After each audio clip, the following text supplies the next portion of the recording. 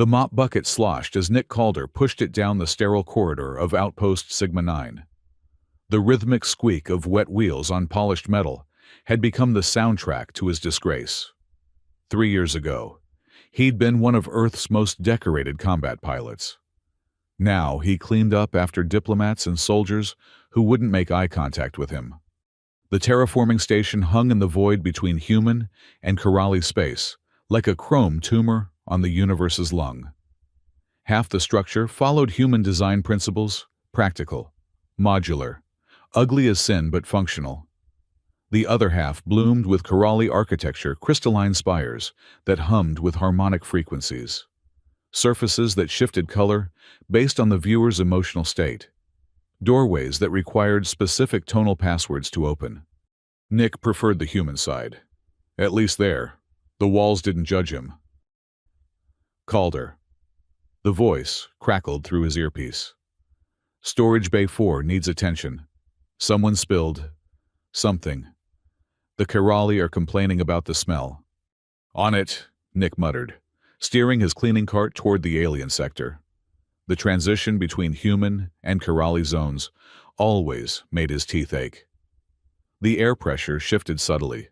The lighting spectrum expanded beyond human visual range, and the gravity plates operated on principles that Earth physicists were still arguing about. The Corelli themselves were another matter entirely. 7 feet tall on average, with exoskeletons that reminded Nick of praying mantises crossed with medieval knights. Their faces were almost human, if you ignored the compound eyes and the mandibles that clicked when they spoke. They moved with a fluid grace that made humans look like drunk toddlers by comparison. And they absolutely despised disorder. Storage Bay 4 turned out to be empty when Nick arrived. No spill, no mess, no complaining aliens. Just rows of sealed containers marked with Corelli glyphs that probably said things like ceremonial war paint, or emergency honor swords, or whatever the bugs kept in their precious storage units. Typical, Nick grumbled, checking his work order again. The display flickered, a common occurrence near Corelli Tech. Their systems interfered with human electronics in ways that gave the tech crews migraines. He was about to leave when he heard it, a low harmonic pulse that made his bones vibrate. It came from behind a partition, marked with red warning symbols that even he could recognize meant, keep out or die horribly. Common sense told him to walk away. 3 years of janitorial monotony told him that whatever was back there couldn't possibly be worse than mopping floors for the rest of his life. Nick pushed through the partition. The chamber beyond defied human architectural logic. The walls curved in impossible angles, meeting at points that hurt to look at directly. In the center stood a figure in full Corelli battle armor, sleek black segments that looked more grown than manufactured, energy conduits pulsing with bioluminescent patterns. The figure was facing away from him, hands working at the complex seals of the exosuit. Each piece came away with a soft hiss, revealing pale blue skin underneath that seemed to glow with its own inner light. Nick knew he should leave. This was clearly private, probably sacred, definitely none of his business. But his feet refused to move. The helmet came off last, and cascade of silver-white filaments, not quite hair, not quite feathers, spilled down the figure's back. When she turned, Nick's breath caught in his throat. Commander Thaziri of the Third Noble House stood before him, her compound eyes reflecting his image in 1,000 facets. Where most Corelli faces were sharp and angular, hers held curves that suggested something almost soft, almost vulnerable. Their eyes met. Time stretched like taffy in a gravitational anomaly. Nick felt his heart skip, actually skip, like some character in a bad romance vid. Thaziri's mandibles parted slightly, and from deep in her throat came a sound unlike anything he'd ever heard from a Corelli before. It started low, almost below human hearing, then rose in pitch and complexity. Not quite a song, not quite a hum, but something that bypassed his ears and went straight to his nervous system. His skin prickled with goosebumps, His pupils dilated, and for one insane moment, he felt like he was falling into those compound eyes. "Damn," he whispered. The word broke whatever spell had frozen them both. Theziri's eyes widened, all of them, creating a ripple effect across her face. She took a step back, one hand reaching for a weapon that wasn't there. "Human!" The word came out as a harsh click. "You dare!" The chamber door burst open. 3 Kerali guards rushed in, weapons drawn. They took in the scene, their noble commander partially undressed, a human janitor standing far too close, and reacted exactly as their training demanded. Nick found himself face down on the floor before his brain could process the movement. A knee pressed into his spine, and something sharp pricked the back of his neck. "Execution authorization requested." One guard clicked in accented English. "Human has violated the sanctity of form." "Wait!" Theziri's voice cut through the tension like a plasma blade. He did not touch me." "Irrelevant," another guard responded. "Visual violation requires—" "I said wait." The command tone in her voice made even Nick's human nervous system snap to attention. "Summon High Sentinel Rask and the human liaison, Dr. Trent. I believe—" The pressure on Nick's back increased. "Commander, tradition demands—" "Tradition demands many things," Theziri interrupted, "including that I be allowed to dress before we discuss them. Remove the human to detention." Gently, she added, as the guard's grip tightened. "He is evidence."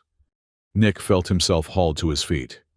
As the guards dragged him toward the door, he caught one last glimpse of Theziri.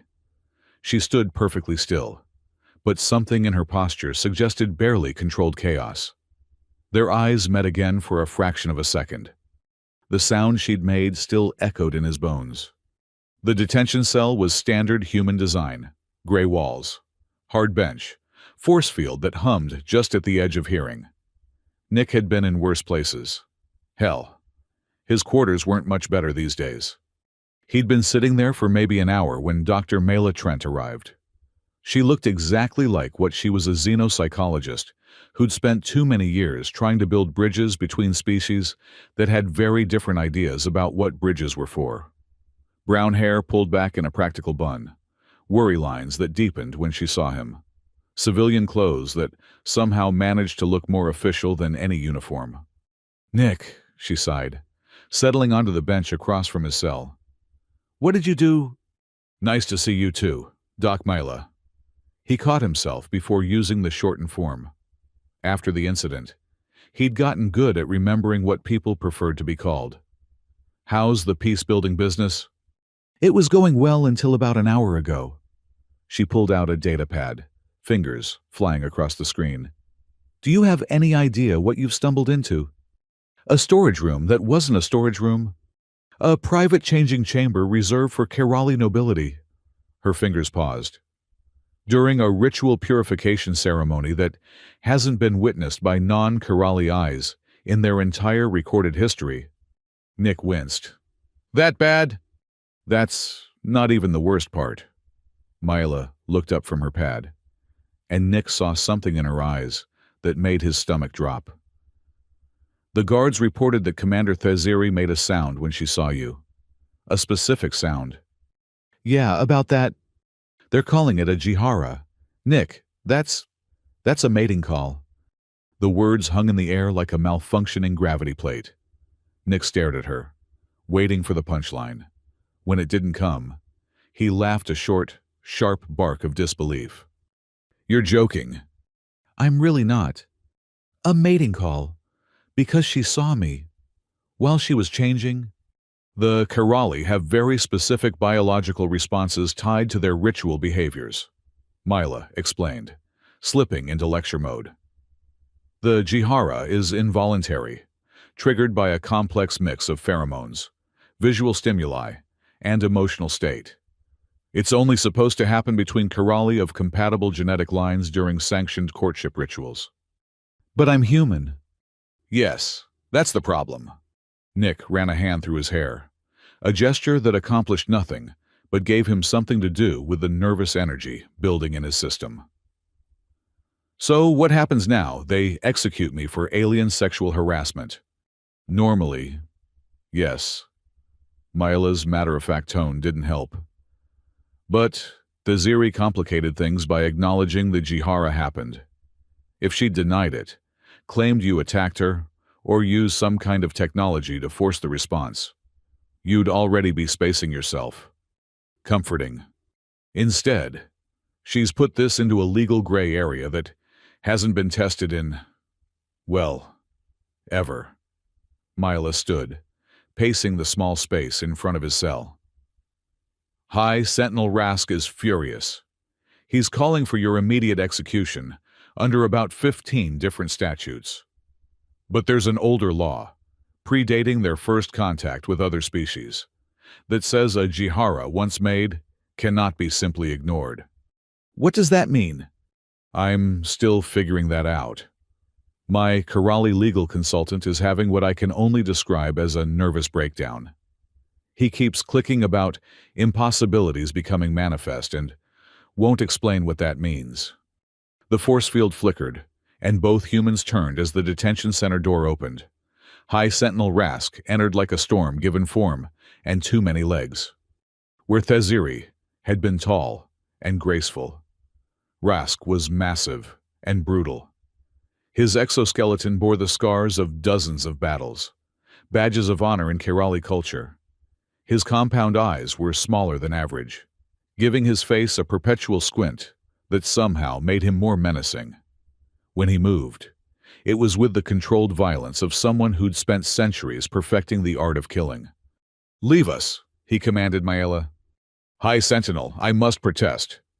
"Leave." The word came with a harmonic undertone that made Nick's fight-or-flight instincts scream. "Or I will have you removed." Myla looked at Nick, clearly torn. He gave her a small nod. Whatever was about to happen, having her here wouldn't stop it. When the door sealed behind her, Rask approached the force field.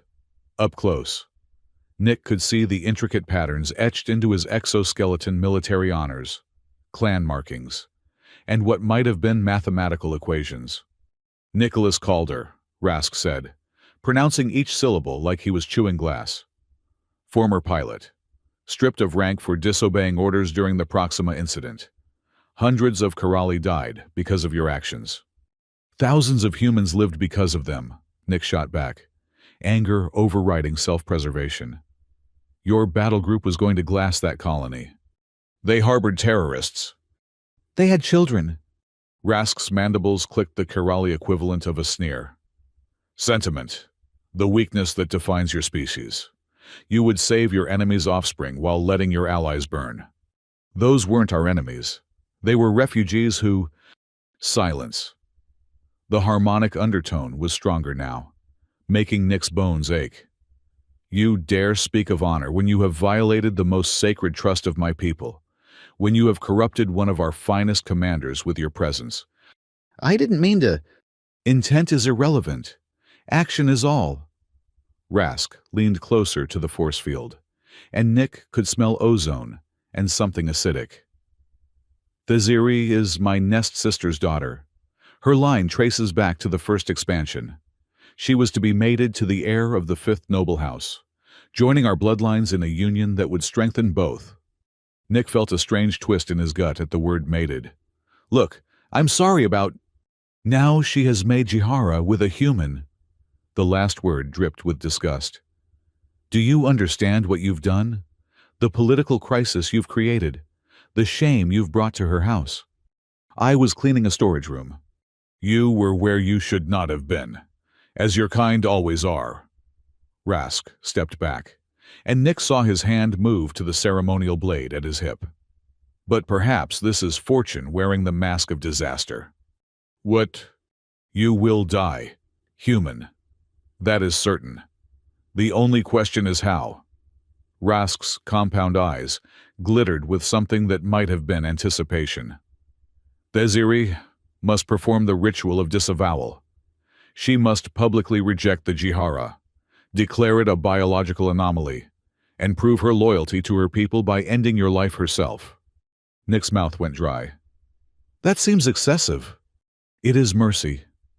The alternative is that she acknowledges the Jihara as valid, accepts you as a potential mate, and faces exile from her house, her rank, and her people. Rask's mandibles spread in what Nick was pretty sure was a smile. She would become nothing, less than nothing. A cautionary tale told to younglings about the dangers of atmospheric mixing. All because of an involuntary biological response. Biology is destiny, human. Another concept your kind fails to grasp. Rask turned to leave, then paused. The ritual will be tomorrow. I suggest you spend your remaining time contemplating how your selfish curiosity has destroyed a life worth 10,000 of yours. The door sealed behind him with a final sounding hiss. Nick slumped on the bench, his mind racing. He'd been in bad situations before: cockpit on fire, oxygen running out, enemy missiles locked on. But those had been simple. Kill or be killed, win or lose. This was something else entirely. He thought about Theziri's eyes in that moment of connection, the sound she'd made that still resonated in his chest. The way she'd looked at him, not with the cold assessment most Kerali showed humans, but with something that might have been surprise or recognition. Great job, Calder, he muttered to himself. You couldn't just mop the floors like a normal disgrace. You had to go and cause an interspecies incident. Sleep didn't come easily in the cell. The force field hummed. The lights never dimmed. And every time Nick closed his eyes, he saw compound eyes, reflecting his face in infinite variations. He must have dozed off eventually, because he woke to the sound of the force field deactivating. Dr. Mela Trent stood in the opening, looking like she'd aged 5 years overnight. They're moving up the timeline, she said without preamble. The ritual is in 1 hour. Nick sat up, his back protesting from the hard bench. Any chance you found a loophole?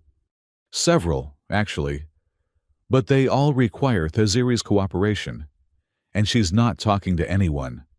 Maela handed him a package, clean clothes, human formal wear. Rask is turning this into a spectacle. Half the station will be watching. Wonderful. Nick took the clothes, noting they were his dress uniform from his pilot days. Someone's idea of a cruel joke. Any advice? Don't die. Helpful. Maela sat beside him, the force field reactivating behind her. For a moment, she looked less like a professional xenopsychologist and more like a tired woman who'd seen too many bridges burn. I've spent 8 years here, she said quietly. 8 years, trying to convince both sides that we can coexist, that the differences between us are smaller than the similarities. And in one moment, you've created a crisis that could undo all of it. I said I was sorry. I know, she smiled sadly. That's the worst part. This isn't anyone's fault. Not yours, not hers. Just biology and bad timing and cultures that never learned how to bend without breaking. There has to be something. Nick. She put a hand on his arm. I've read the old laws, the really old ones, from before the Kerali achieved spaceflight. There's a provision called the trial of worth. If someone challenges the dishonor of a disavowal, they can demand to prove their value as a potential mate. Nick felt a spark of hope. That sounds promising. It involves ritual combat against the female's chosen champions, to the death, and no non-Kerali has ever attempted it, so we don't even know if it's legally possible for you to invoke it. But it's something. It's suicide with extra steps.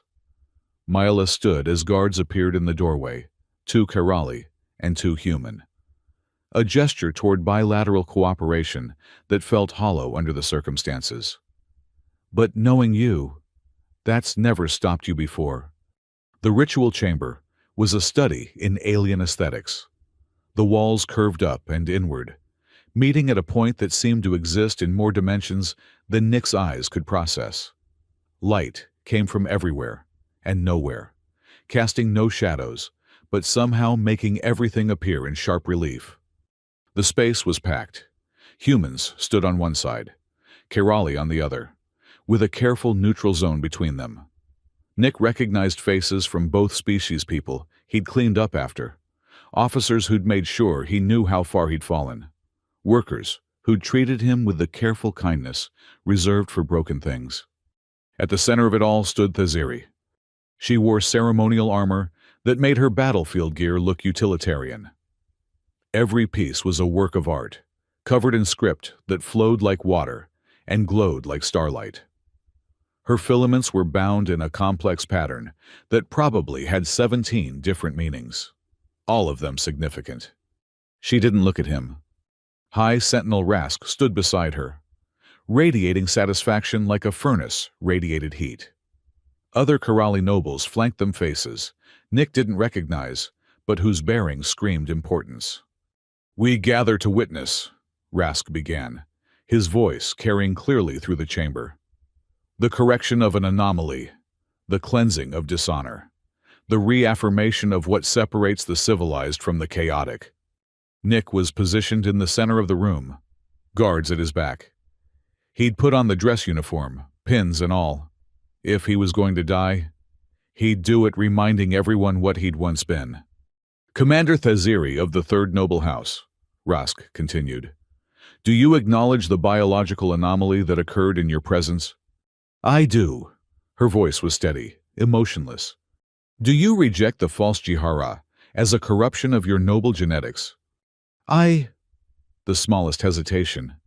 Nick saw her compound eyes flicker toward him, then away. "I do." "Then demonstrate your rejection. Prove your loyalty to your people and your dedication to genetic purity." Rask gestured, and a guard handed Thaziri a blade. Not ceremonial functional. The kind of weapon that had only one purpose. She took it, the metal singing as it cleared the sheath. Nick had seen Kerali blades before, but this one was different, older. The edge seemed to exist partially in subspace, cutting through dimensions as easily as flesh. Thaziri finally looked at him directly.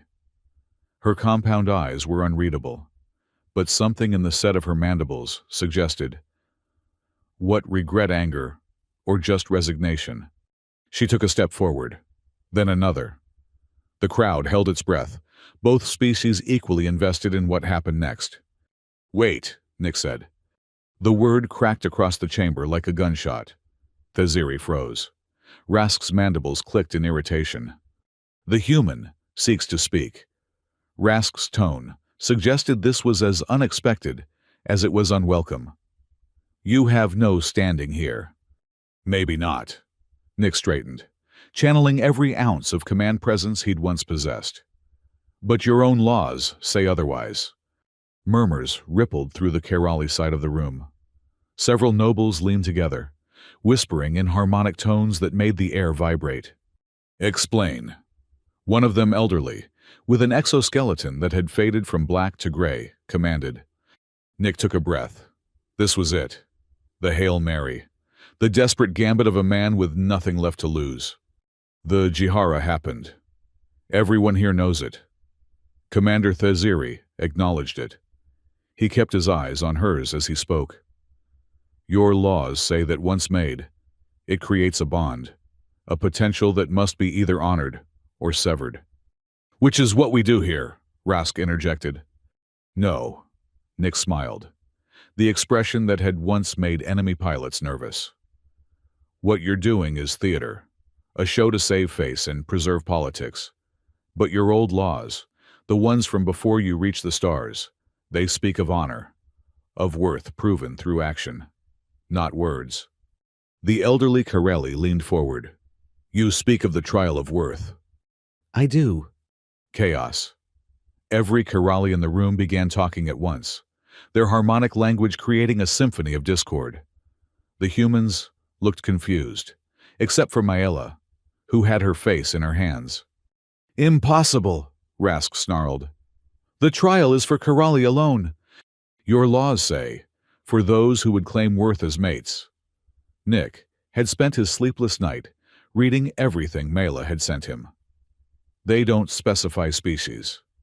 Because it was never necessary, no Kirali would consider. But one did. Nick looked at Theziri, who stood frozen with the blade half raised. The Jihara happened.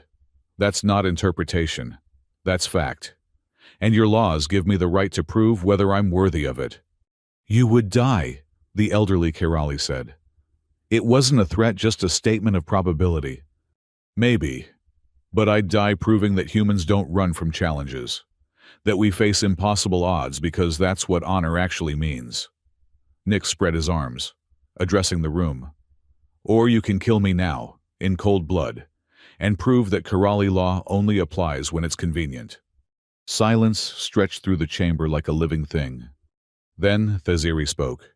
He has the right. Every eye compound and simple turned to her. She lowered the blade, her posture shifting from executioner to something else. Something Nick couldn't quite read. The law is clear, she continued.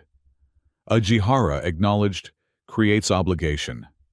The trial of worth exists to test that obligation. She looked at Rask, and Nick saw steel in those compound eyes. Unless the High Sentinel wishes to declare our oldest laws invalid, Rask's rage was a palpable thing. His exoskeleton actually darkened, biological responses to extreme emotion, but he was trapped by his own reverence for tradition, and everyone knew it. The human will die, he said finally. Then he dies with honor, Theziri replied, as our laws demand. The elderly Kirali raised one segmented arm. The trial of worth is invoked. Let the ancient ways be honored. He looked at Nick with something that might have been curiosity. You have 3 days to prepare. Human. Use them wisely. 3 days. Nick tried not to let his voice crack. Traditional time for meditation and body preparation. The elder's mandibles might have twitched in amusement. Your opponent will be announced tomorrow. The trial parameters the day after. On the 3rd day, you face judgment. And if I win? Now the elder definitely looked amused. Then you would have achieved something no human has done.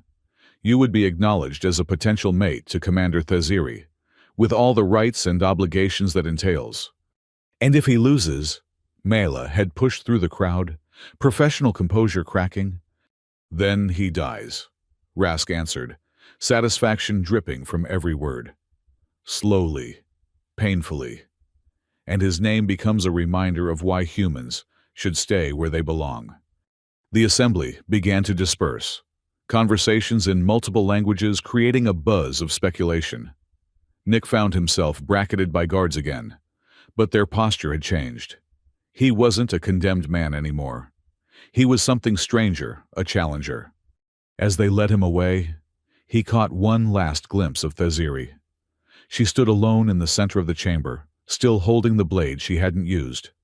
Their eyes met across the distance, and for just a moment, he thought he saw something flicker across her features. It might have been hope. It might have been horror. Probably it was both. The next 3 days, Nick knew, would determine not just his fate, but possibly the future of human-Kirali relations. No pressure. He was escorted to new quarters, still a cell, but a nicer one. Kirali custom, apparently.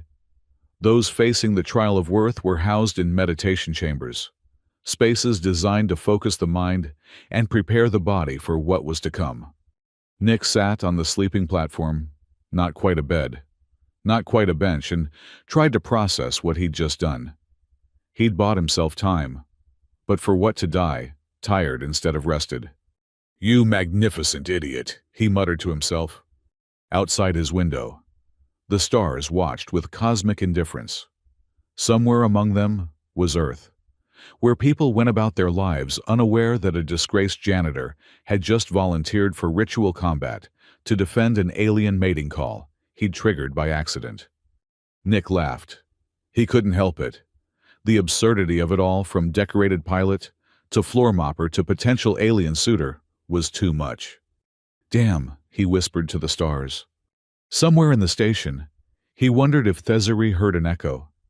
The meditation chamber's door chimed at what Nick's internal clock said was around 600 station time. He hadn't slept much hard to rest when you'd volunteered for alien gladiatorial combat, but he was awake instantly. Old pilot reflexes kicking in. "Enter," he called, sitting up on the platform. The door slid open to reveal not guards, but Thesary herself. She stood in the doorway wearing simple training gear instead of ceremonial armor, her filaments unbound and flowing freely. Without the formal trappings, she looked younger somehow, more uncertain. "You should not have invoked the trial," she said without preamble, stepping inside. The door sealed behind her. "Good morning to you too." Nick swung his legs off the platform, studying her. "Nice weather we're having in the cold vacuum of space." Her mandibles clicked irritation or amusement. He couldn't tell. "Do you joke about everything?" "Only the things that might kill me. So, yeah, pretty much everything these days." She moved further into the room, her compound eyes taking in every detail. Nick noticed how she moved differently than other Kerali, less rigid, more flowing, like a dancer pretending to be a soldier. "You shame me," she said finally, her back to him. "What happened was not meant to occur.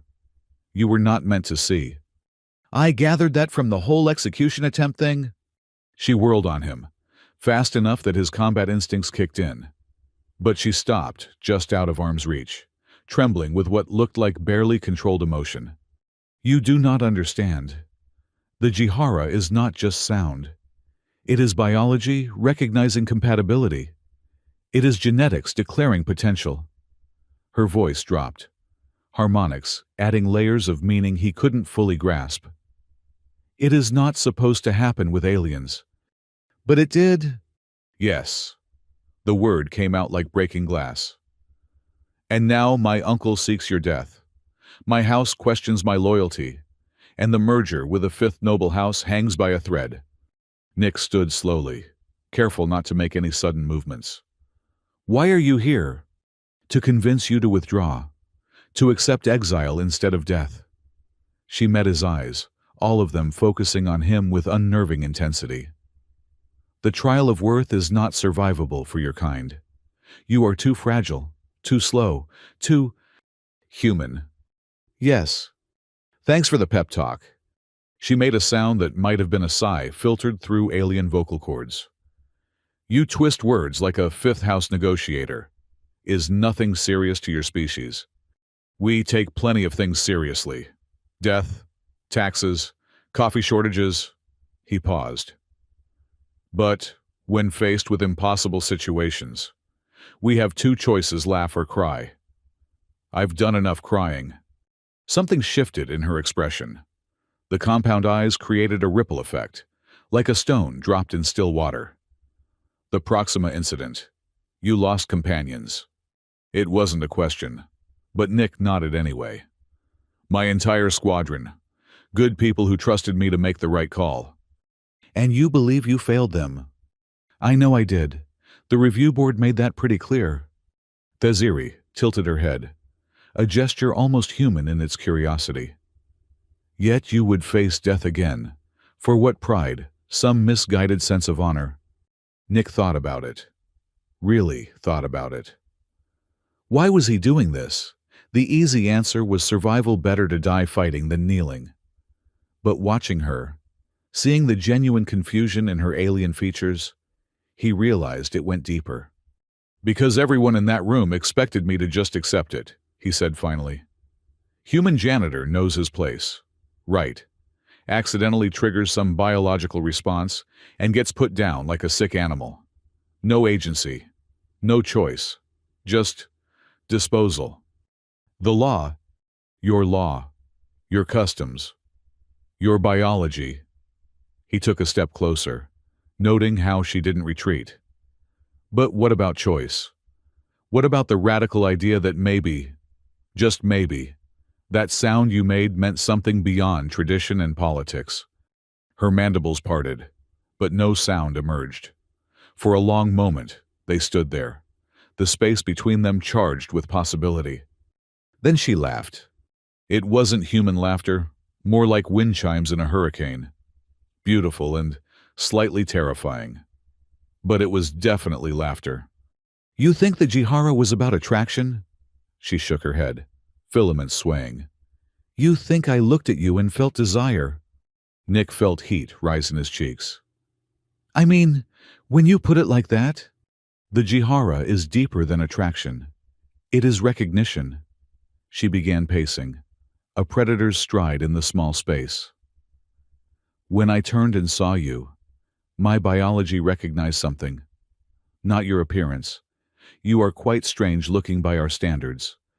Thanks. But something else. A resonance. Like finding a frequency that makes crystal sing. She stopped pacing, facing him again.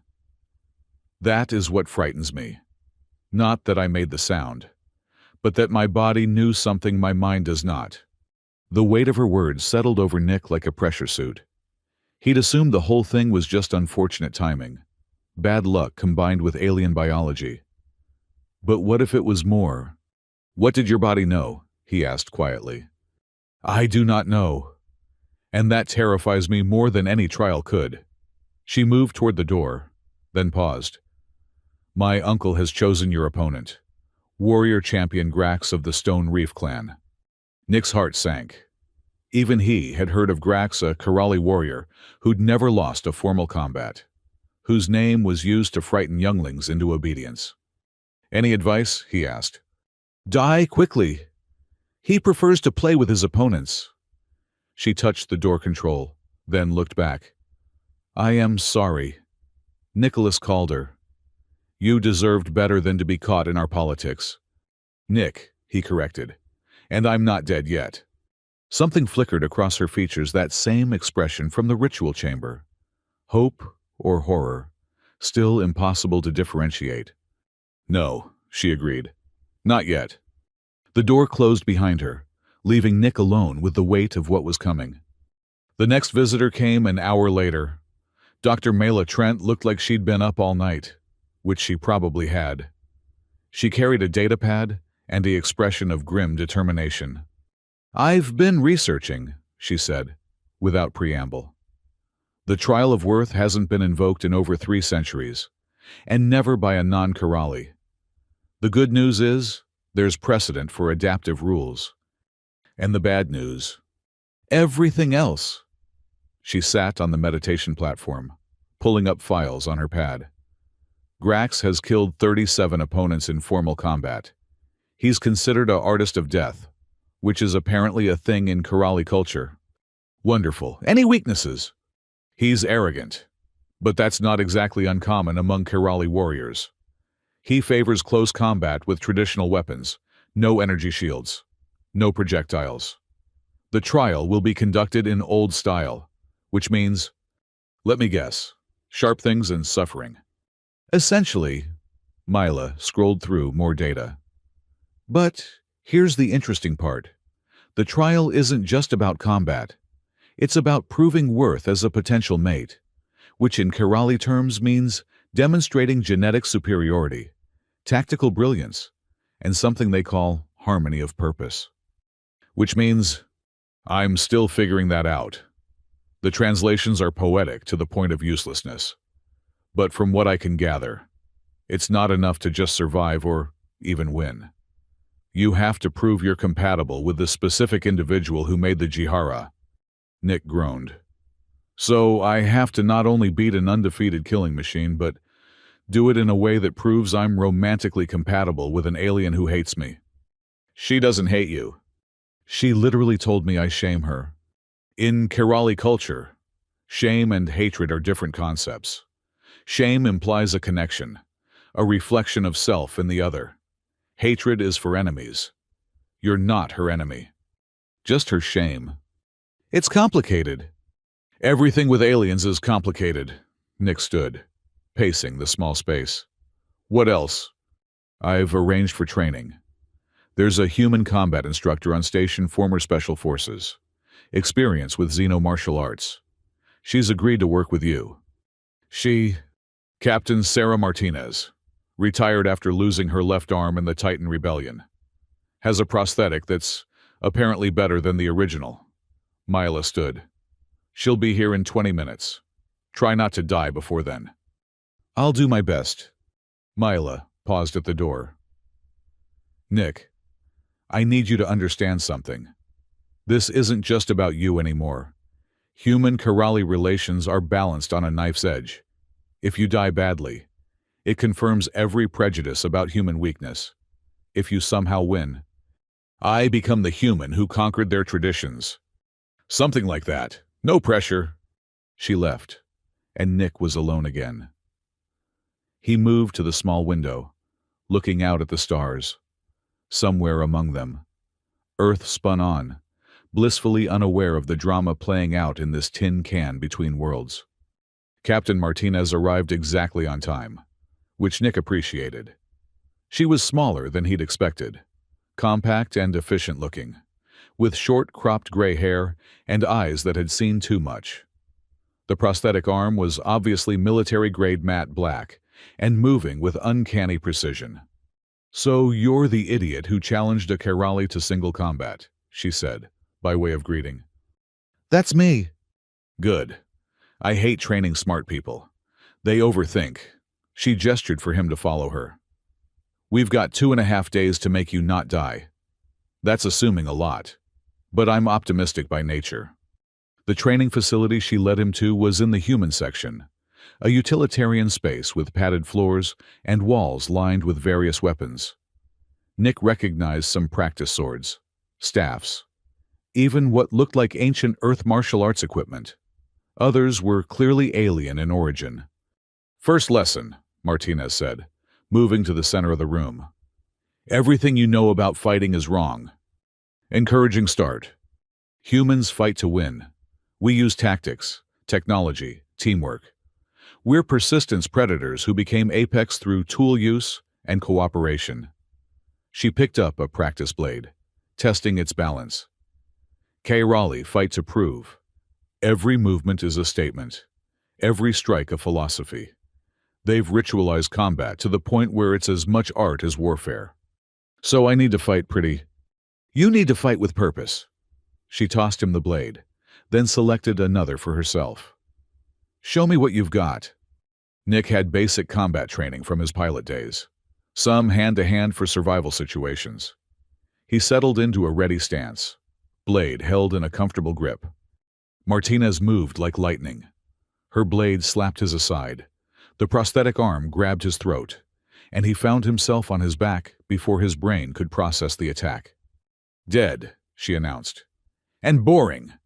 The Kiraali would be insulted. "I thought the point was to survive." "The point is to prove worth. Get up."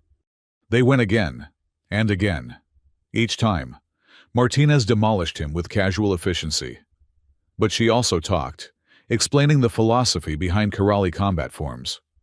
They have 7 classical schools of combat, each representing a different aspect of their culture, she explained, while putting him in an arm lock. Stone Reef, that's Grax's school, emphasizes inevitability. Attacks that build like tides. Defense that erodes opposition. "Sounds poetic," Nick gasped. "It is. That's the point." She released him, stepping back. "You can't beat him at his own game, but you can make him play yours. Which is chaos, unpredictability, everything their culture abhors." She smiled, and it wasn't a nice expression. "You said you were a pilot. Show me those reflexes." The next 2 hours were brutal. Martinez pushed him harder than any training he'd experienced, combining human combat techniques with an understanding of Kiraali psychology. She taught him to move in ways that would confuse Kiraali pattern recognition, to attack from angles their compound eyes had trouble processing. "Their vision is superior to ours in most ways," she explained during a water break. "But those compound eyes, they're optimized for tracking multiple objects in pattern movement. Single, erratic targets give them trouble. So be unpredictable. Be human. We're chaos monkeys who learn to use fire. Embrace it." By the time the session ended, Nick was bruised, exhausted, and slightly more hopeful than he'd been. Martinez watched him towel off with an appraising eye. "You're not terrible," she said finally. "With 2 more days of this, you might last a full minute against Grax." "Just a minute. I'm optimistic. Remember." She headed for the door, then paused. "That commander, the one who made the noise, she come to see you this morning, and she wanted me to withdraw, accept exile instead of death." Martinez snorted. "Kerali don't visit people they want to see exiled. They send messages through subordinates." She gave him a knowing look. "Girls got it bad." She said I shame her. "In Kerali, shame and fascination use the same harmonic structure. Just saying." She left Nick with that thought and a body that felt like it had been run through a recycler. The evening brought another unexpected visitor. The elderly Kerali from the ritual chamber, the one who'd confirmed Nick's right to the trial, stood at his door with no guards or ceremony. "May I enter?" The voice was cultured, layers of harmonics suggesting great age. "Of course." The elder moved into the room with the careful grace of someone whose joints had seen better centuries. Up close, Nick could see the intricate patterns on his exoskeleton, so complex they seemed to shift in the light. "I am Sage Commander Helix of the First Noble House." He introduced himself. "I witnessed the first human Kerali contact. I have seen our species move from mutual destruction to tentative cooperation. And now, I see you." "And what do you see?" Helix's compound eyes studied him with uncomfortable intensity. "A variable, an anomaly in carefully balanced equations." He moved to the window, gazing out at the stars. "Do you know why the Jihara disturbs us so deeply? Because it happened with a human? Because it happened at all." Helix touched the window with one segmented finger. "The Jihara is rare among our people. Perhaps 1 in 10,000 experience it, and usually only after careful genetic screening and compatibility testing. It is the biological recognition of optimal breeding potential. But I'm not even the same species."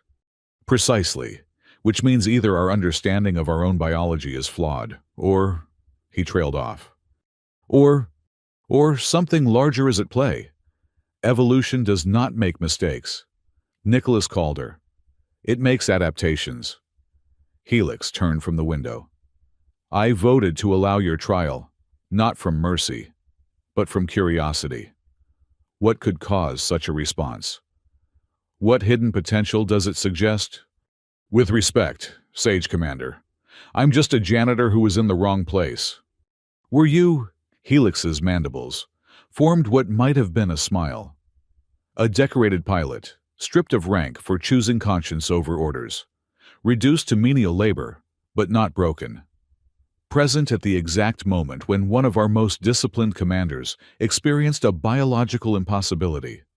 Random chance or pattern recognition on a scale we don't yet comprehend." Nick didn't have an answer for that. "I will be honest," Helix continued. "Grax will most likely kill you. He is perhaps our greatest living warrior, and he has been instructed to show no mercy. But if you survive, it will force us to confront questions we have avoided asking, such as whether the future we've built on separation is as solid as we believe, whether the walls between species are walls or merely lines we've agreed to see." He moved toward the door. "Rest well. Nicholas Calder. History Watches." After he left, Nick lay on the platform staring at the ceiling. 3 visitors in one day, each with their own perspective on his impending doom. Theziri's frightened confusion, Martinez's brutal practicality, Helix's philosophical curiosity. And tomorrow, he'd meet the thing that would probably kill him. Sleep came eventually, filled with dreams of compound eyes and harmonics that made his bones sing. The second day began with pain. Martinez had apparently decided that if Nick was going to die, he'd die in the best shape of his life. The morning training session made the previous day look like a warm-up. She introduced weapons forms from 6 different human martial traditions. focusing on the ones that most violated Kerali combat expectations. Kerali expect opponents to match their rhythm, she explained, while teaching him a particularly vicious knife technique. They fight like dancers, measure and countermeasure. But humans, we fight like drunk engineers, ugly, efficient, and willing to hit below the belt. Doesn't that violate honor codes? Only if you accept their definition of honor. She demonstrated a move that would definitely be illegal in any Earth sport. Your honor is in surviving, in proving that humans don't need their permission to exist. Midday brought Mayla with more research, and what passed for good news. I found records of the last trial of Worth, she said, spreading printed documents across the training room floor. The combat area is ritually prepared a circular space about 20 meters in diameter. Environmental controls set to Kerali normal, which means higher gravity, different atmosphere mix. Nick finished. I know. I've cleaned their section often enough. Can you fight in it? For a while. The gravity's only about 10% higher, and the atmosphere won't kill me immediately. Might get lightheaded after extended exertion. The trial typically lasts until submission or death, but there are precedents for time limits. If both combatants survive for 1 solar hour, it can be declared a draw. A draw, neither worthy nor unworthy. A null result that maintains status quo. Mayla looked up from the papers. It's not victory, but it's not death. Has Grax ever gone to time limit? No. His average fight lasts 4 minutes. Nick and Martinez exchanged looks. Then we'd better work on my cardio, Nick said. The afternoon session focused on endurance and environmental adaptation.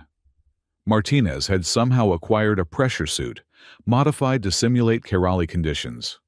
Fighting in higher gravity, while breathing different air, was like trying to sprint through molasses while someone sat on his chest. This is impossible, Nick gasped after 5 minutes of sparring. Good. Impossible is just another word for human normal. Martinez didn't even look winded. Again. By evening, Nick could manage 12 minutes of continuous movement in simulated conditions. Not great, but better than the 3 minutes he'd started with. You're adapting faster than expected, Martinez noted. Pilot training. High G maneuvers, exotic atmospheres. Part of the job. Use that. Your body remembers stress adaptation. Trust it. Dinner was a lonely affair in his meditation chamber until another unexpected guest arrived. A young Kerali, barely adult by the look of his unscarred exoskeleton, stood nervously at the door. I am Tethan of the 3rd Noble House, he announced. Nest brother to Commander Theziri. Nick set aside his protein paste. Let me guess. You're here to threaten me. No. The young Kerali actually recoiled. I am here to thank you. That wasn't what Nick expected. Thank me. For giving her a choice. Tethan entered the room. Movements, still carrying the awkwardness of youth. My Nest sister has lived her entire life according to duty. Military service, political marriage, continuation of bloodlines. Never once has she chosen for herself. I didn't give her a choice. If anything, I've made things worse. You gave her the Jihara.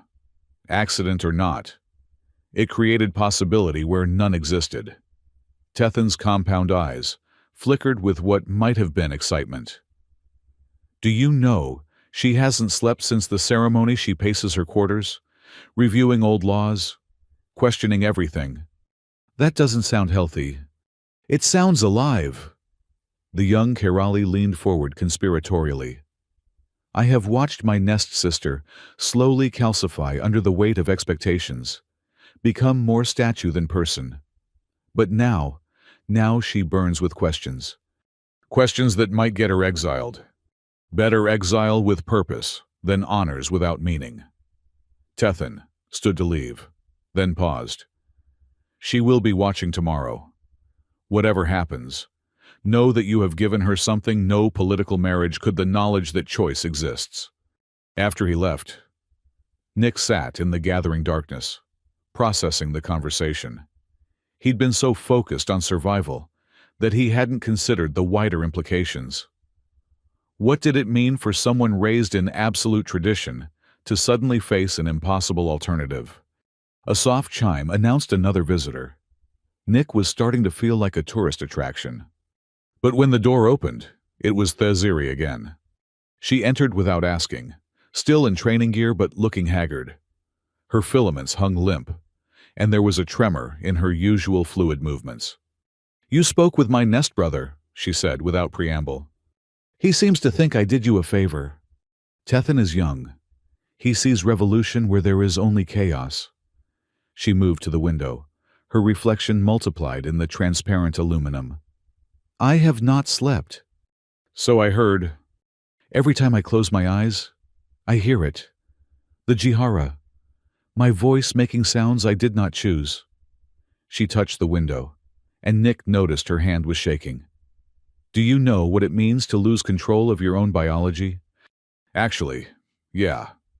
Nick joined her at the window, careful to maintain distance. "Humans have all sorts of involuntary responses. Fight or flight, sexual attraction, fear responses. We spend most of our lives trying to civilize our biology. But you accept this chaos. We work with it.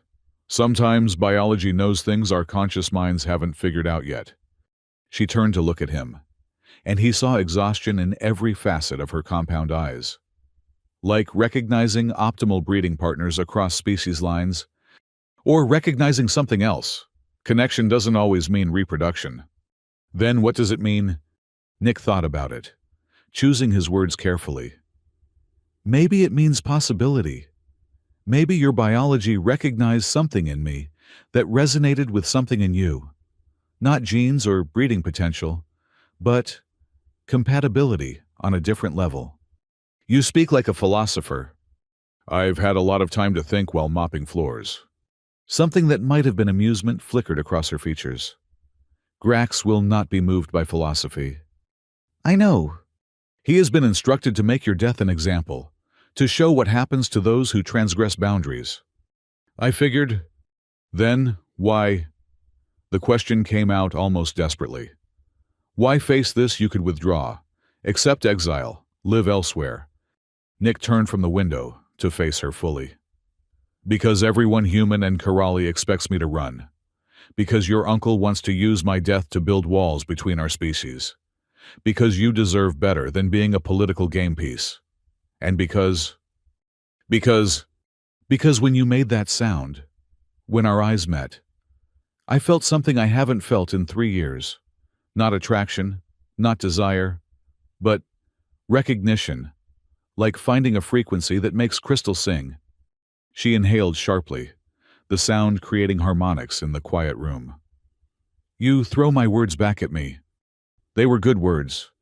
For a long moment, they stood there, two different species separated by centimeters and centuries of evolution. Then, Theziri did something unexpected.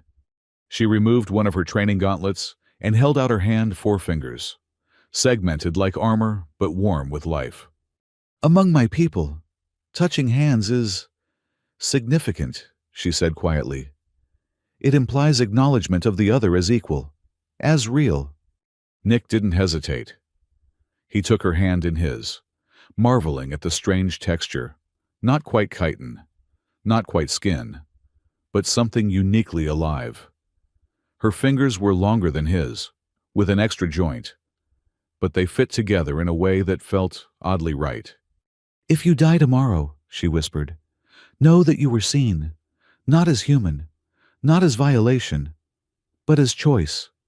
Then she pulled away and left without another word, leaving Nick standing at the window with the ghost of alien warmth on his palm. The 3rd day dawned with artificial sunrise, the station's lights mimicking Earth's yellow star. Nick had actually slept, exhaustion overcoming anxiety. He woke to find Martinez already in his quarters, setting out equipment. "Game day," she announced. "How do you feel?" "Like I'm about to fight an alien killing machine for the right to maybe date his commander." "So, normal Tuesday in space." She handed him a modified combat suit.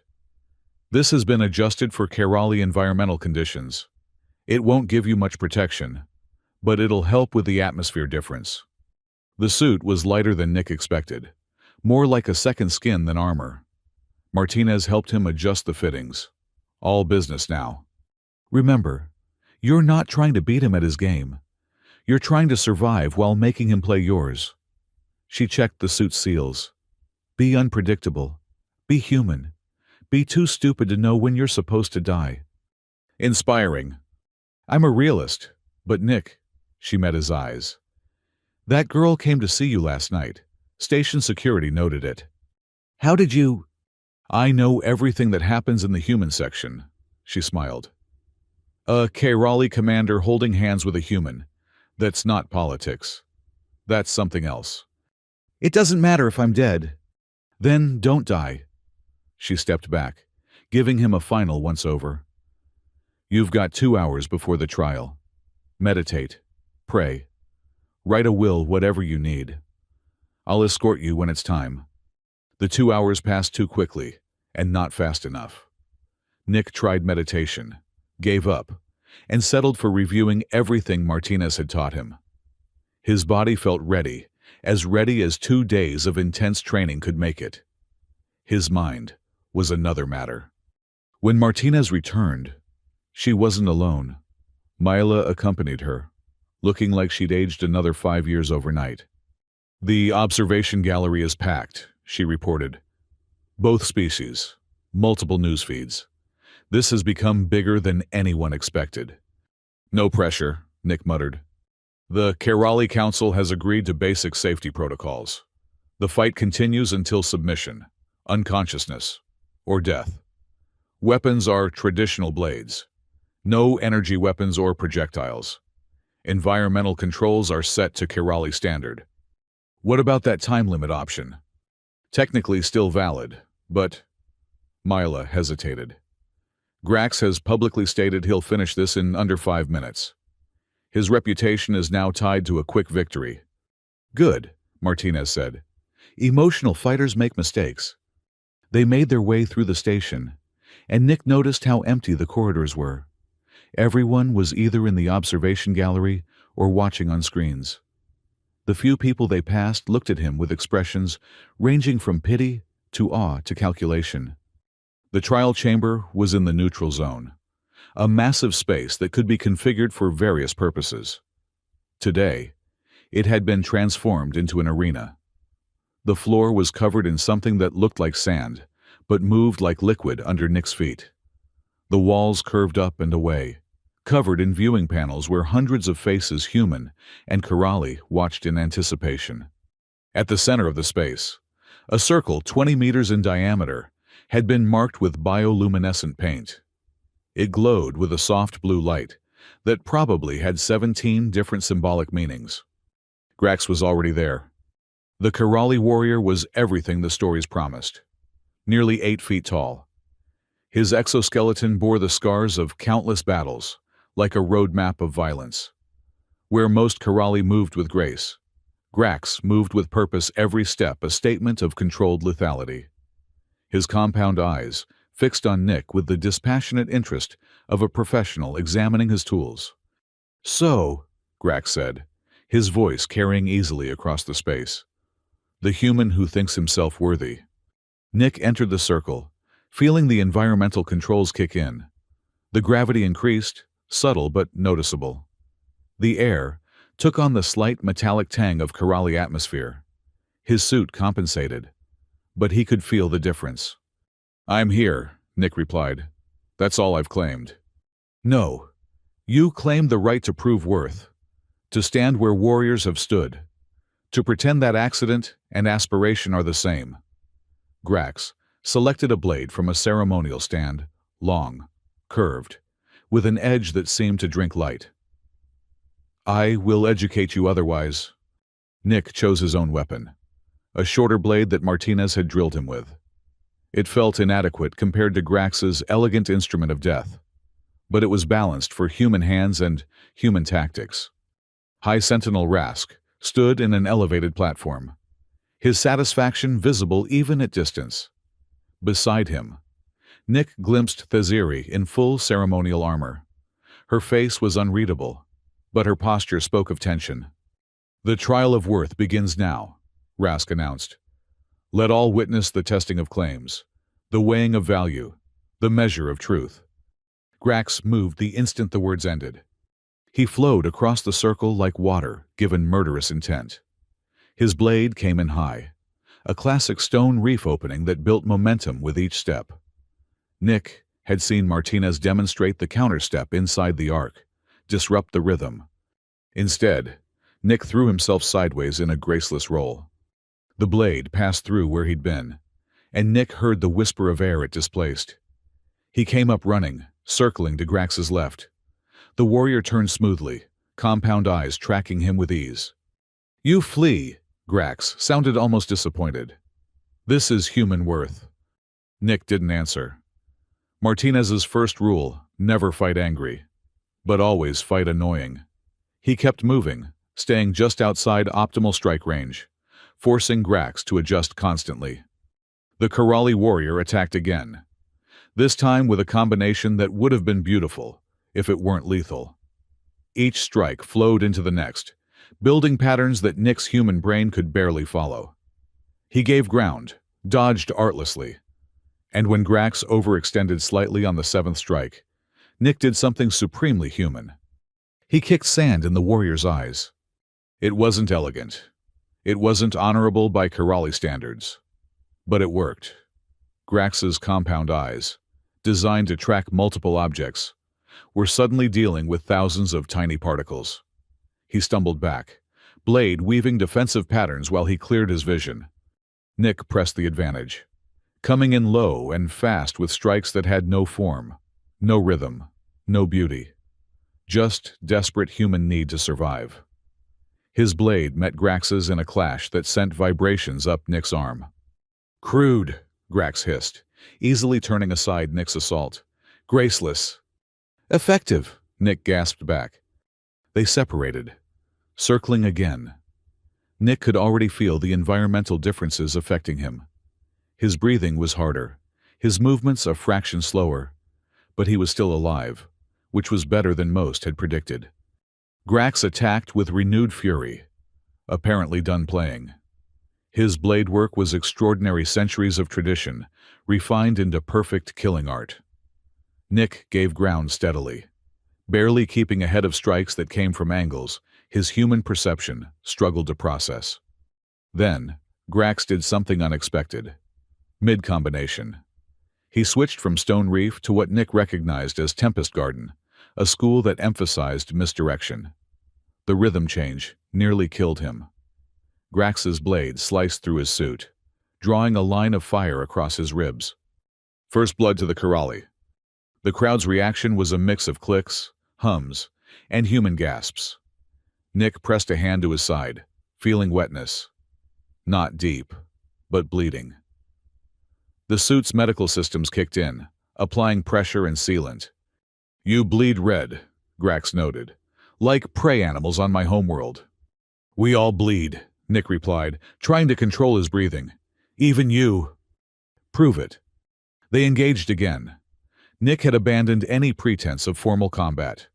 He fought like a cornered animal, all instinct and desperation. When Grax's blade came high, Nick went low. When the warrior pressed forward, Nick gave ground while looking for openings. The problem was, Grax didn't seem to have openings. Every movement was calculated, every position perfect. He was playing with Nick now, demonstrating the futility of human aspiration. But then, Nick noticed something. Grax's left foot, the one he'd injured in a famous duel 50 years ago, occasionally hesitated on certain movements. The weakness was minuscule, probably invisible to Karali opponents who fought in predictable patterns. Nick filed the information away and kept surviving. 5 minutes passed, then 10. The crowd grew restless. This was supposed to be a quick execution, not an extended chase. Nick could feel their mood shifting, uncertainty creeping in where certainty had reigned. Grax felt it too. His attacks became more aggressive, less artistic. He wanted this ended, needed it ended, before questions started forming in watching minds. That's when Nick made his move. He let Grax drive him toward the edge of the circle, then stumbled, apparently exhausted, apparently defeated.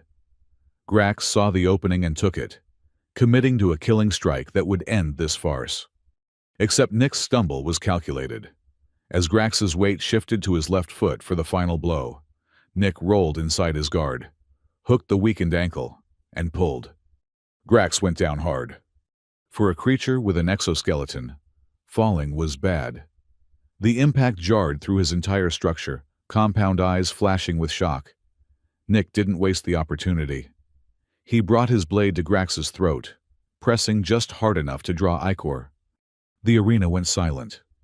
"Yield!" Nick gasped. Grax's eyes, all of them focused on him with burning intensity. "You dare?" "I said yield." Nick pressed harder, drawing more ichor.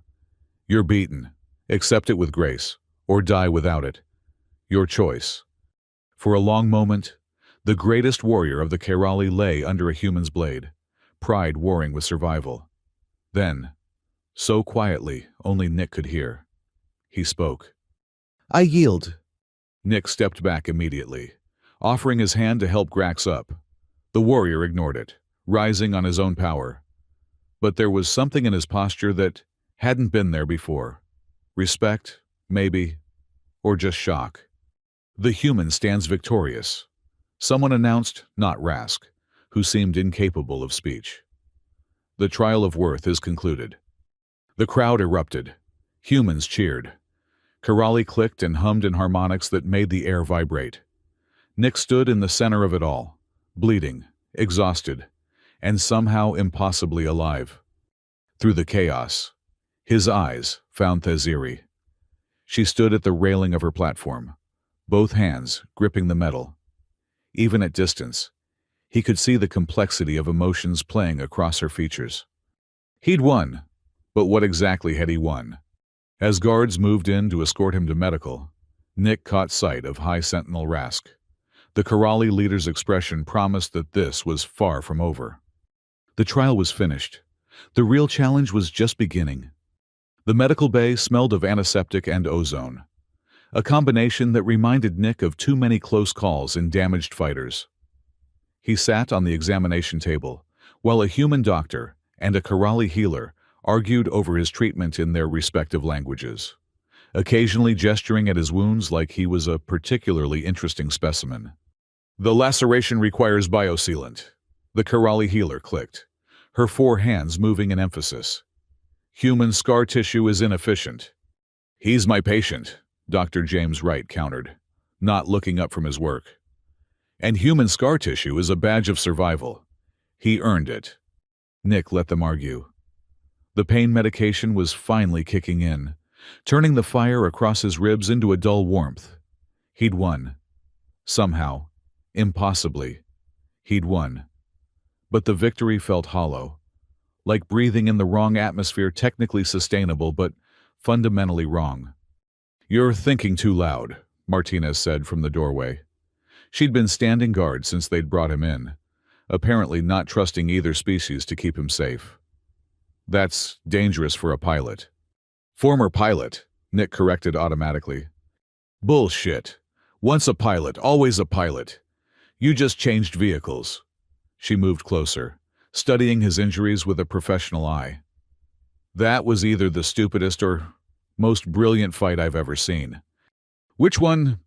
"Still deciding. Using his old injury against him. Textbook tactics. But the sand in the eyes," she grinned. "Pure human bastardry. I'm proud." The doors hissed open, admitting Dr. Mela Trent. She looked frazzled but triumphant, carrying a datapad like a shield. "The council is in emergency session," she announced. "Rask is demanding the results be invalidated on grounds of dishonorable conduct. Several other houses are arguing that honor is defined by victory. It's chaos." "Good chaos or bad chaos?" Nick asked. "Undefined chaos. You've created a situation their laws never anticipated." She pulled up a chair, suddenly, looking exhausted. A human defeating their greatest warrior in single combat, using tactics they consider beneath animals. While defending a mating claim they insist is biological impossibility, you've broken their reality. I just survived. Exactly. And that's what terrifies them. Dr. Wright finished his work, sealing the wound with surgical precision. The Karali healer made disapproving clicks, but applied her own treatment, something that tingled and made Nick's skin feel too tight. Rest, Wright ordered. You've got stress fractures in 3 ribs, severe dehydration, and your blood chemistry looks like you've been breathing poison. Karali atmosphere, Nick said. Not poison, just spicy. Medical terminology at its finest. Wright packed his equipment. I want you on bed rest for at least... The doors burst open again. 3 Karali guards entered, weapons not quite drawn but definitely accessible. Behind them, Thaziri stood in simple robes instead of armor, her filaments unbound and flowing. Commander, one guard clicked nervously. The council has not yet... The council debates law, she cut him off. I require no permission to visit my acknowledged mate candidate. The words sent a visible ripple through everyone present. The guards exchanged uncertain looks, clearly out of their depth. The Karali healer made a sound that might have been surprise or approval. Everyone out, Thaziri commanded. Commander, I must protest, the lead guard began. Your protest is noted and ignored. Out. Martinez looked ready to argue, but Nick caught her eye and shook his head slightly. Whatever was about to happen, it needed to happen without an audience. When the room emptied, Thaziri approached slowly. Without the armor, she seemed smaller, more vulnerable. Her compound eyes studied his injuries with an intensity that made him want to fidget. You fought without honor, she said finally. I fought to survive. Yes. She reached out, one finger hovering over the sealed wound. Grax is humiliated. His students abandon him. His school questions his teachings, all because a human janitor refused to die properly. Sorry. No. You are not. Her finger touched the wound, gentle as breathing. You fought as humans fight, with cunning over custom, with survival over style, with, what is your word, pragmatism. That's one word for it. She moved to the window, gazing out at the stars. The council argues whether your victory is valid, whether human tactics can be recognized in Karali law, whether the trial meant anything if conducted without proper form. What do you think? I think you made Grax yield. I think you drew blood from one who had never bled in formal combat. I think you survived what was meant to kill you. She turned back to him. I think my biology was correct. Nick's breath caught. About what? Recognition, not of breeding potential or genetic compatibility. Recognition of something else. She moved closer, close enough that he could see the subtle patterns in her compound eyes. You are chaos given form, unpredictability made flesh. Everything my culture teaches us to reject. And that's good. That's terrifying. Her hand found his, 4 fingers intertwining with 5. Do you know what happens to Karali, who mate outside their assigned matches? Exile, if they're fortunate. My grandmother challenged convention once, chose a mate from a lower house against family wishes. They burned her name from the genealogies. Her children were raised as orphans. She died alone, unremembered except as a cautionary tale. Nick squeezed her hand gently. I'm not asking you to... You exist. That is enough to destroy everything I've built. She pulled away, pacing with agitation. My life was planned before my birth. Military service to honor the family. Political marriage to strengthen alliances. Children to continue bloodlines. Every moment scheduled. Every choice predetermined. Sounds suffocating. It was safe. Predictable. Honorable. She laughed, that wind chime sound tinged with bitterness. Then a human janitor stumbled into my changing room, and my biology decided to rewrite the plan. Biology doesn't control destiny. Doesn't it? She whirled on him. You humans speak of choice as if it's sacred, but you're slaves to your evolution same as us. Fight or flight, sexual attraction, parental instincts, all programming, just with prettier words. Nick considered that. Maybe. But we get to decide what to do with the programming. That's the choice part. And what have you chosen?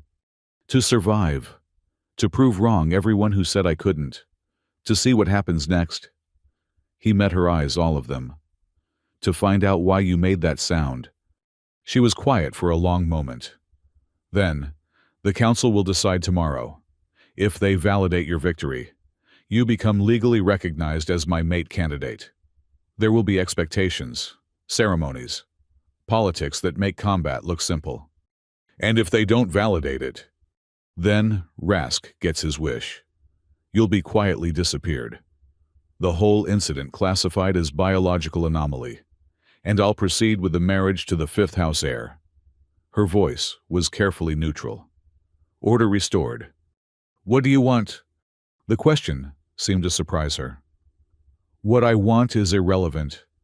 I am commander of the third noble house. I have responsibilities. That's not what I asked. She stared at him, mandibles working silently.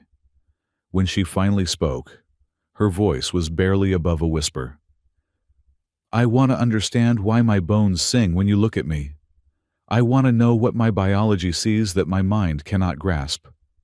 I want... She trailed off. Say it. I want choice. Real choice. Not the illusion of selection between predetermined options, but actual agency over my own existence. Her compound eyes glittered. I want what your species takes for granted, and mine has forgotten exists. Before Nick could respond, alarms began wailing through the station. Not the sharp blast of hull breach or the rhythmic pulse of fire, but the complex harmonic pattern that meant something else entirely. Proximity alert. Thaziri identified, her whole demeanor shifting to military professional. Unknown vessels approaching. The medical bay doors opened as Martinez rushed in. We've got company. 3 ships. Configuration unknown. Not responding to hails. Kerali, Nick asked, sitting up despite the protest from his ribs. Negative, not human either. Something else. Thaziri was already moving to a wall panel, pulling up tactical displays. The ships appeared as angular shadows against the stars, their design aesthetic, neither human curves nor Kerali bioforms. Fenari, she breathed. What are they doing in this sector? Who are the Fenari? Nick asked, joining her at the display. Merchants, opportunists, parasites, according to some. Her fingers flew over the controls, pulling up more data.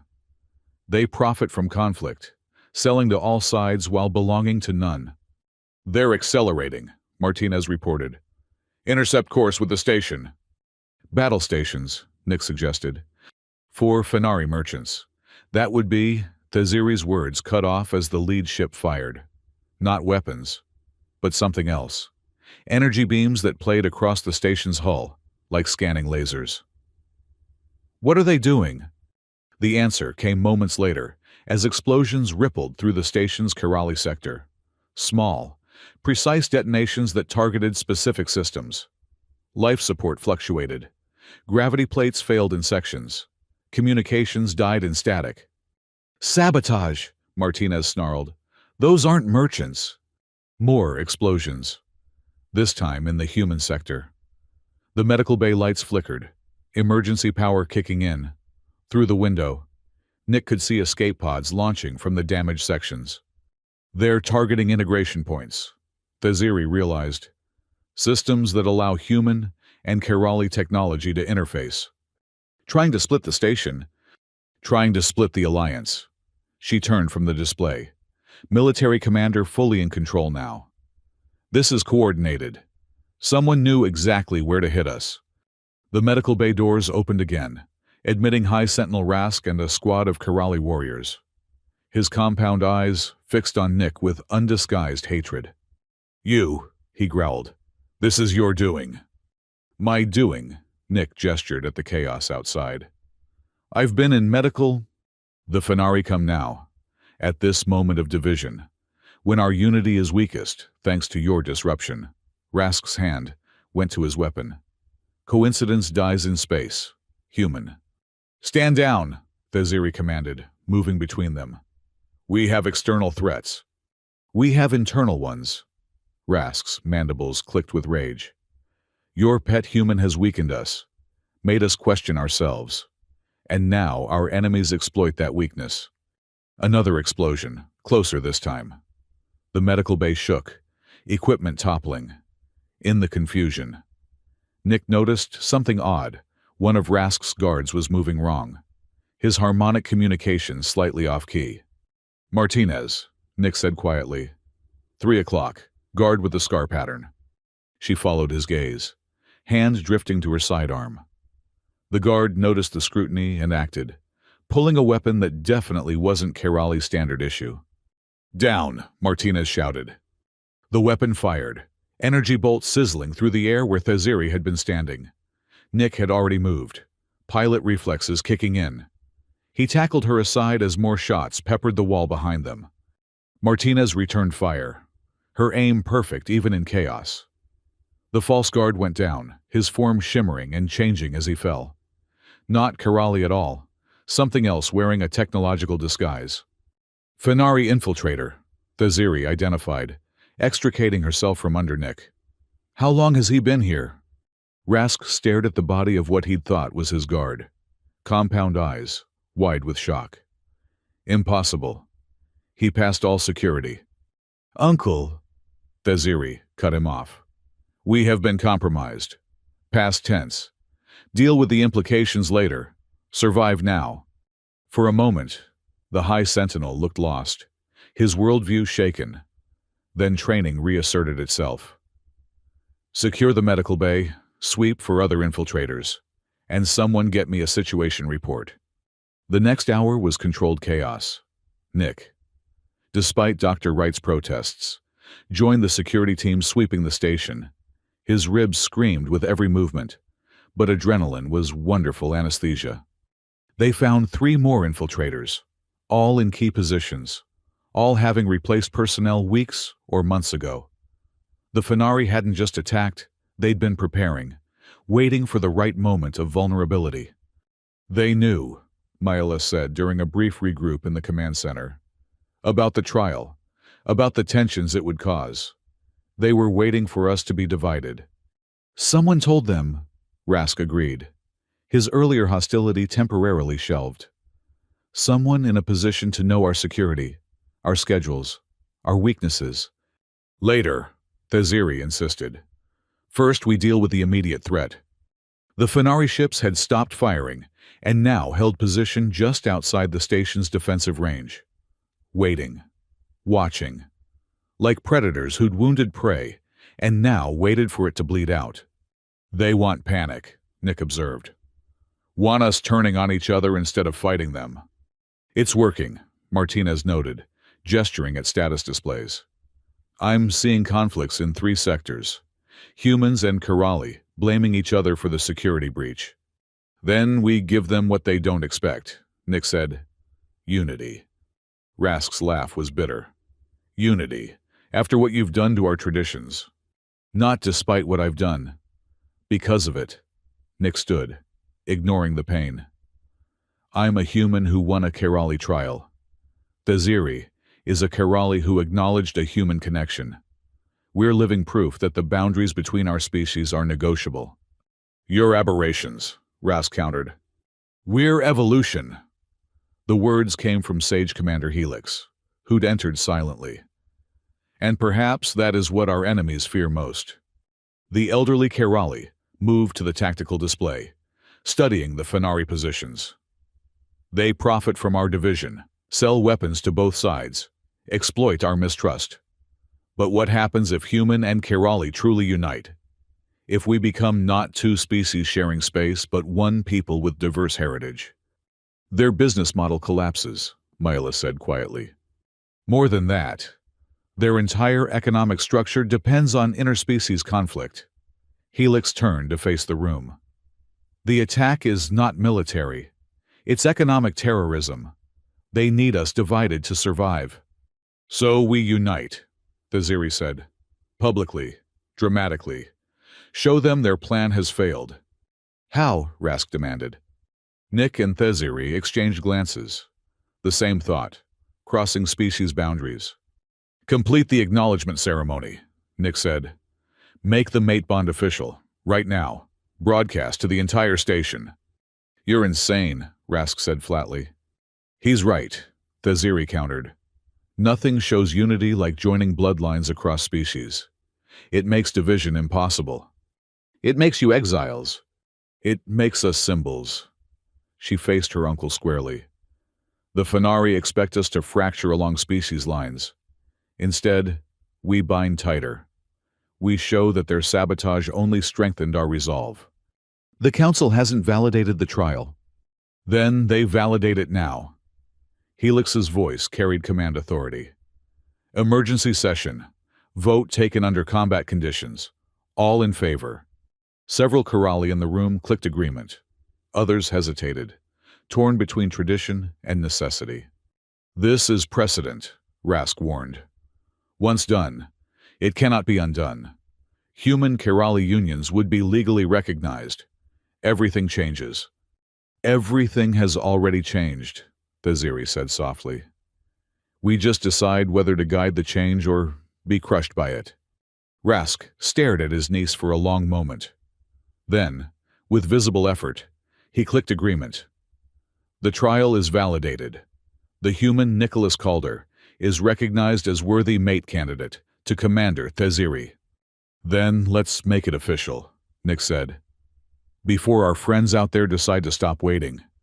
The ceremony was hastily arranged in the station's central plaza, a space designed to accommodate both species. Emergency repairs had restored basic life support, but the scars of attack were visible blast marks on walls, emergency lighting casting strange shadows. Word spread quickly. Humans and Kerali gathered, some out of curiosity, others from a growing understanding of what this meant. The crowd was smaller than the trial audience, but more diverse workers, standing next to warriors, scientists beside soldiers. Nick stood in the ceremonial circle, wearing a borrowed robe that didn't quite fit. His ribs protested every breath, but he kept his posture straight. Across from him, Thaziri had changed into ceremonial gear that somehow split the difference between human and Kerali aesthetics. This is insane, Martinez muttered from her position as his formal witness. Insanely brilliant or just insane? Still deciding, Helix presided over the ceremony. His age giving him authority, both species recognized. We gather in unusual times for an unusual purpose, to acknowledge a bond that transcends biology, that challenges assumption, that builds bridges where walls once stood. The words were broadcast throughout the station and, importantly, to the Fenari ships. Let them see their plan failing in real time. Commander Thaziri of the Third Noble House, Helix continued. Do you acknowledge the Jihara made with the human Nicholas Calder?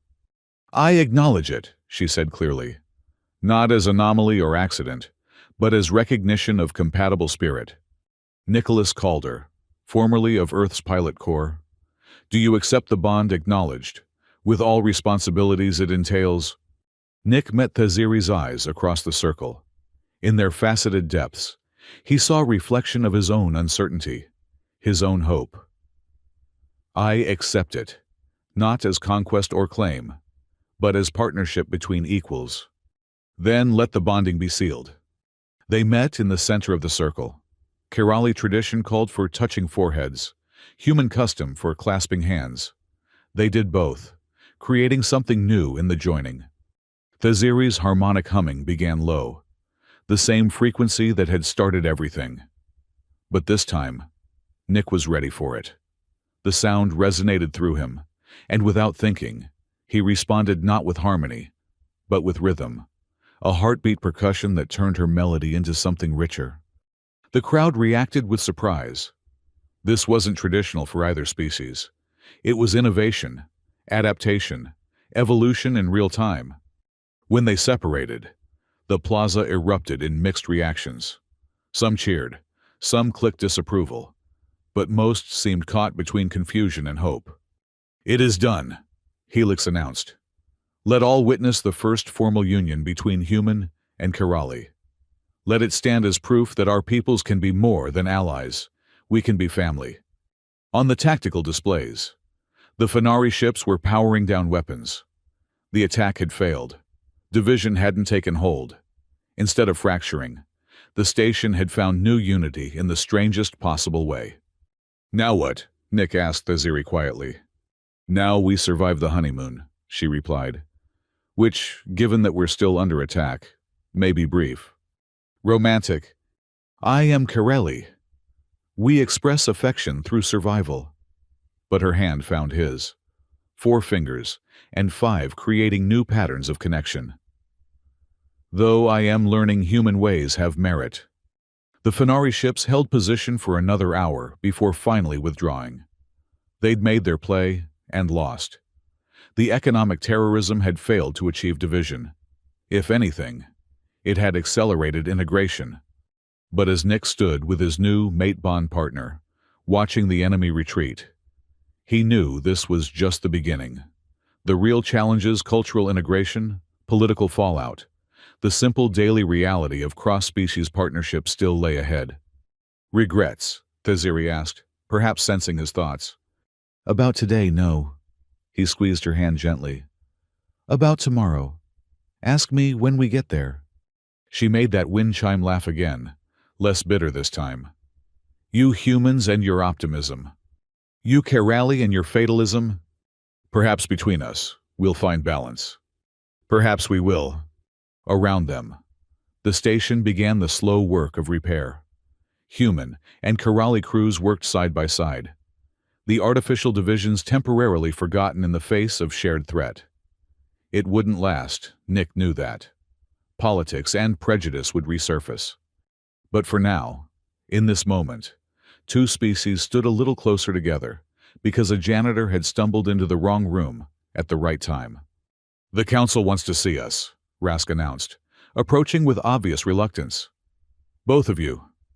There are complications to address." "Of course there are," Nick sighed.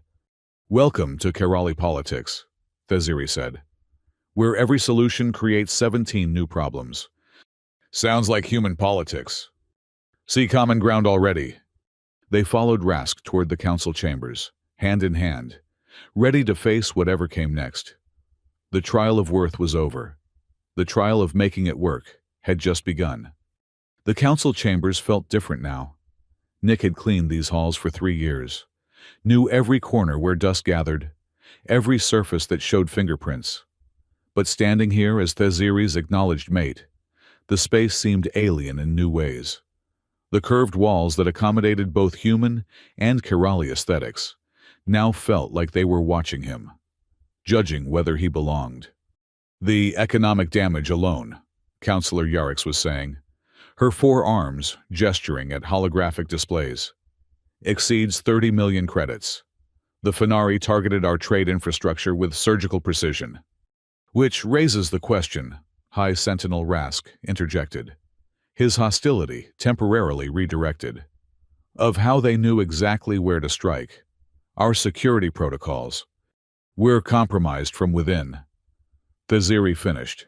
She stood at the tactical display, every inch the military commander, despite the ceremonial bond marks, still fresh on her skin. The infiltrators had been in place for months. This wasn't opportunism. It was a long-term operation. Nick studied the damage reports, his pilot's mind automatically calculating vectors and vulnerabilities. They hit 17 specific systems, all integration points, like you said. But look at the pattern. They avoided anything that would cause immediate catastrophic failure. "Your point," Councillor Dre asked. He was human, one of the few on the mixed council, and he looked at Nick like something scraped off a boot. They wanted us functional but divided. A dead station can't generate conflict to exploit. A wounded one, with two species blaming each other. Nick shrugged. That's a market opportunity. He's right. Dr. Mela Trent confirmed from her position as cultural advisor. The Fenari business model depends on sustained, low-level conflict. Too much peace and they lose customers. Too much war, and there's no one left to buy from. So they cultivate the middle ground, Helix mused. The old Sage commander had claimed an observer seat, his presence lending gravity to the proceedings. Fascinating. Horrifying.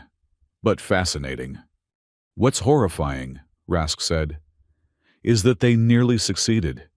If not for... He gestured vaguely at Nick and Theziri, unable to bring himself to acknowledge what their union represented. If not for the bonding ceremony demonstrating human Kerali unity, Theziri supplied smoothly. Yes, Uncle. The thing you opposed saved the alliance. Temporarily, Counselor Yarix clicked. The Fenari will return. They have too much invested to simply abandon their efforts. Then we need to find their agents, Nick said. There have to be more. The 4 we caught were just the ones who revealed themselves. Agreed. Theziri moved to stand beside him, a gesture that drew looks from several council members. I propose a joint investigation team. Human and Kerali security working together. Under whose command? Dre asked suspiciously. Mine, Theziri said simply. With my mate as human liaison. The word mate rippled through the chamber like a stone in still water. Nick felt the weight of eyes on him compound, and simple alike. A janitor, Yarrick said slowly, as security liaison. A decorated pilot with intimate knowledge of station operations, Theziri corrected. Who has already proven capable of identifying threats others missed. He violated our traditions. He adapted them, Helix interrupted, which may be exactly what we need now.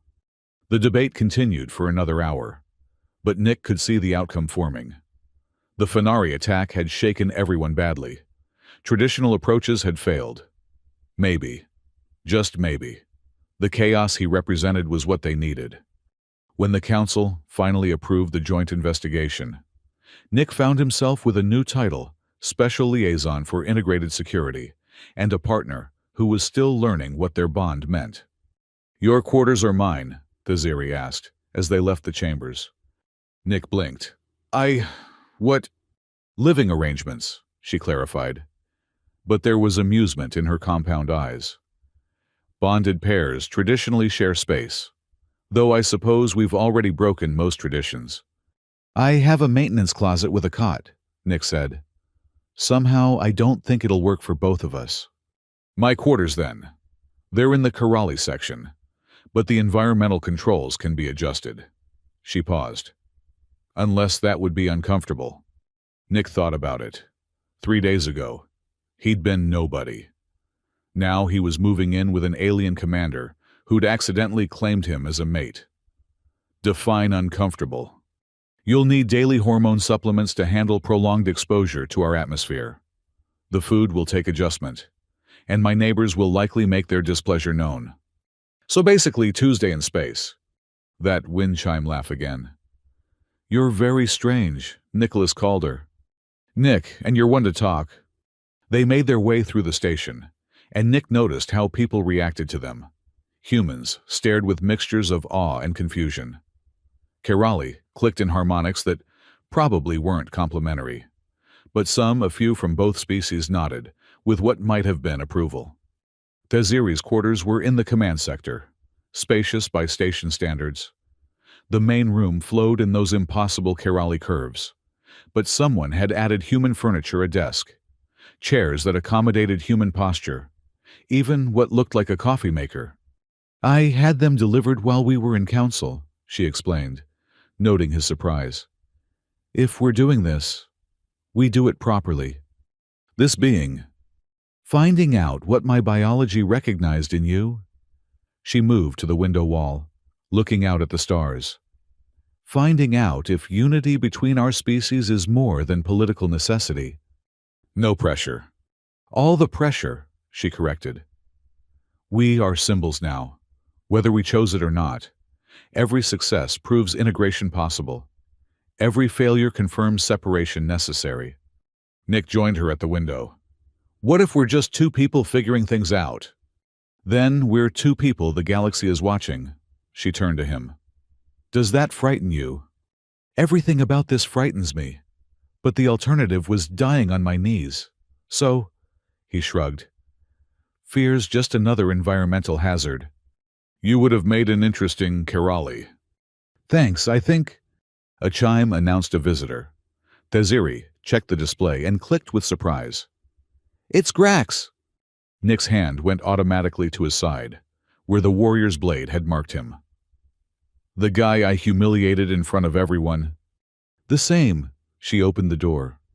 Grax stood in the corridor, somehow managing to look both diminished and dangerous. His compound eyes fixed on Nick with unreadable intensity. May I enter? The question came out strained, like words forced through gravel. Theziri looked at Nick, who nodded slowly. Whatever this was, better to face it in private. Grax moved into the room with none of his previous fluid grace. He stood awkwardly, like someone who'd forgotten how his own body worked. I have been in meditation, he said finally, reviewing the combat, analyzing each moment. Look, if you want a rematch, Nick began. No, the word cracked like breaking stone. I want understanding. Grax moved to the window, his reflection a fractured shadow in the transparent aluminum. I have studied combat for 2 centuries, perfected every form, mastered every technique. I was artwork given purpose. You were perfect, Nick agreed. That's how I beat you.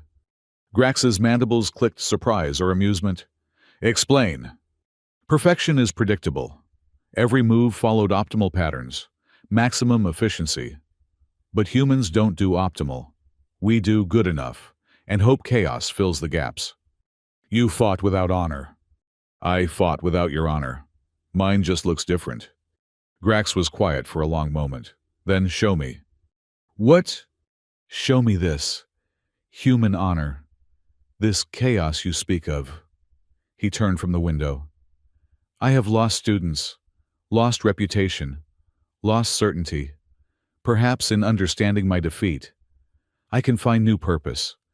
Nick exchanged glances with Theziri, who seemed as surprised as he was. You want me to teach you?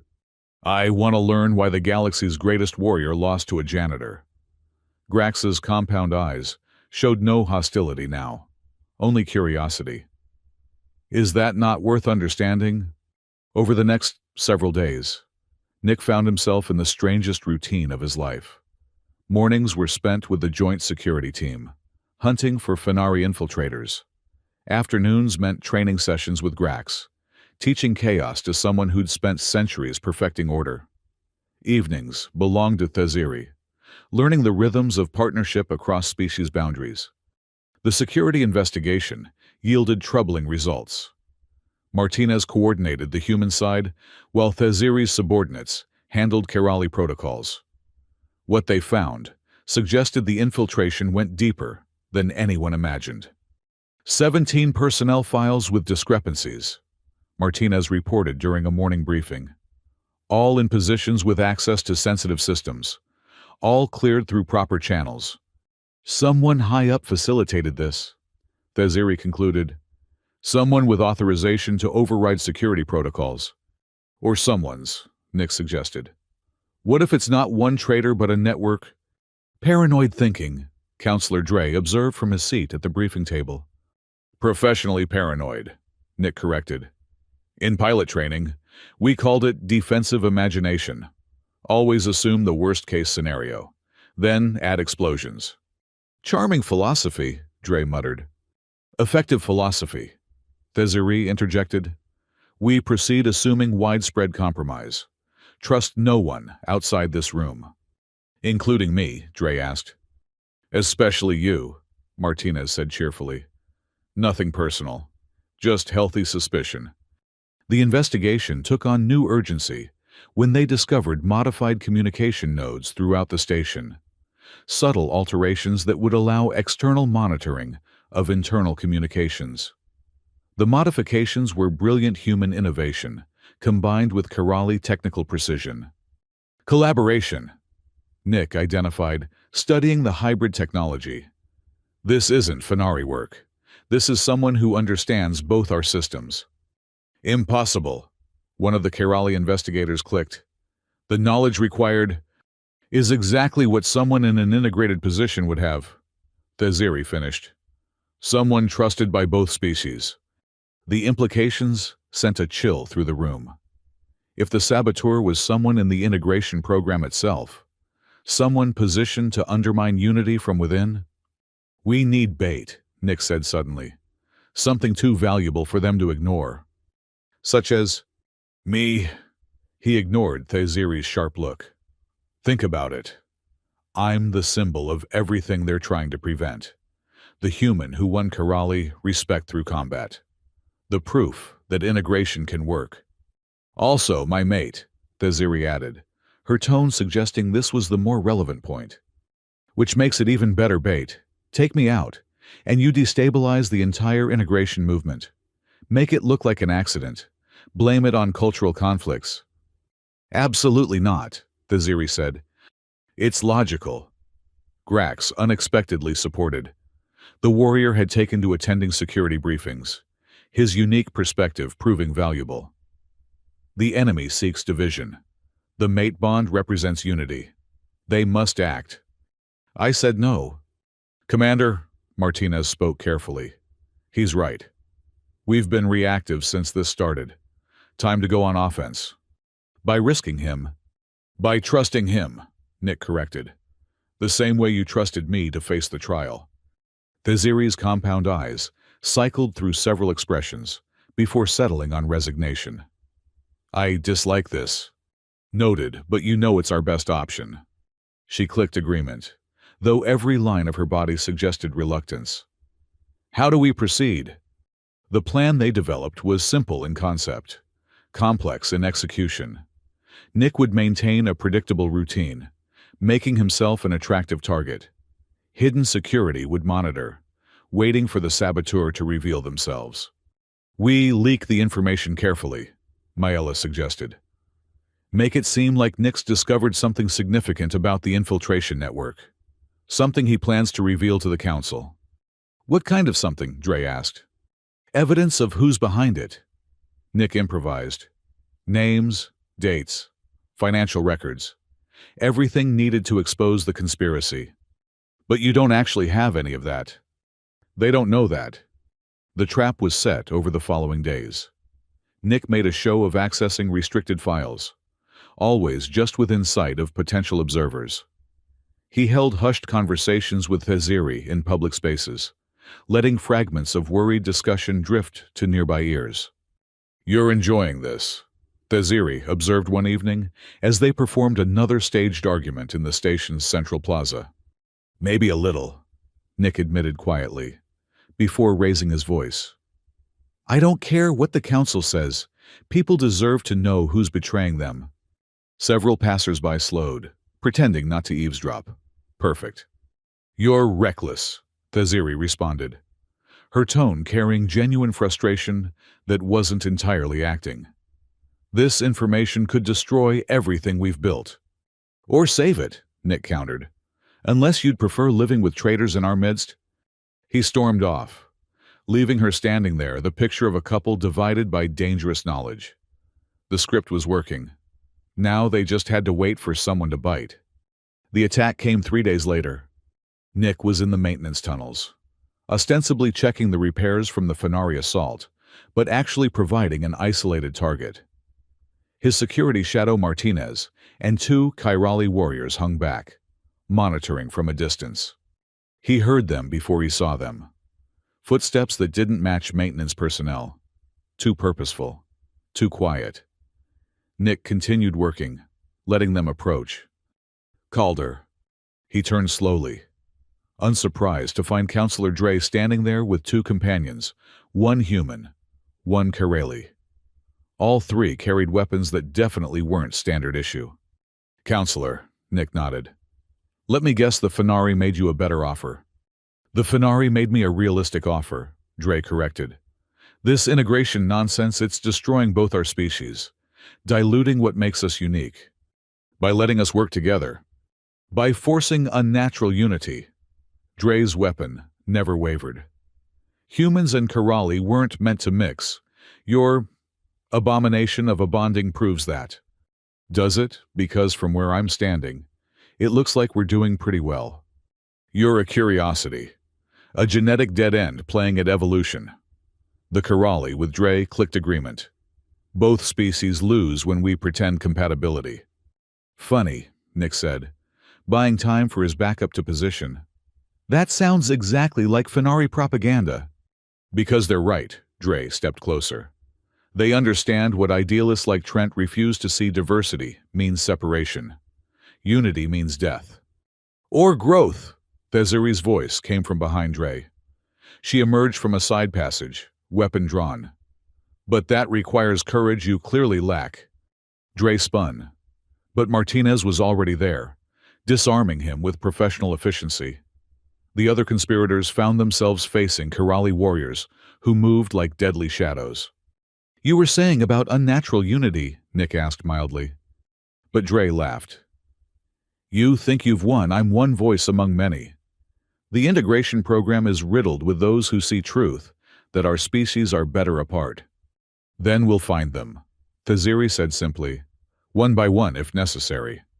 Will you, when they could be anyone, your trusted advisors, your security teams, your own family? Dre's smile was ugly. The Fenari didn't create this division. They just recognized what already existed.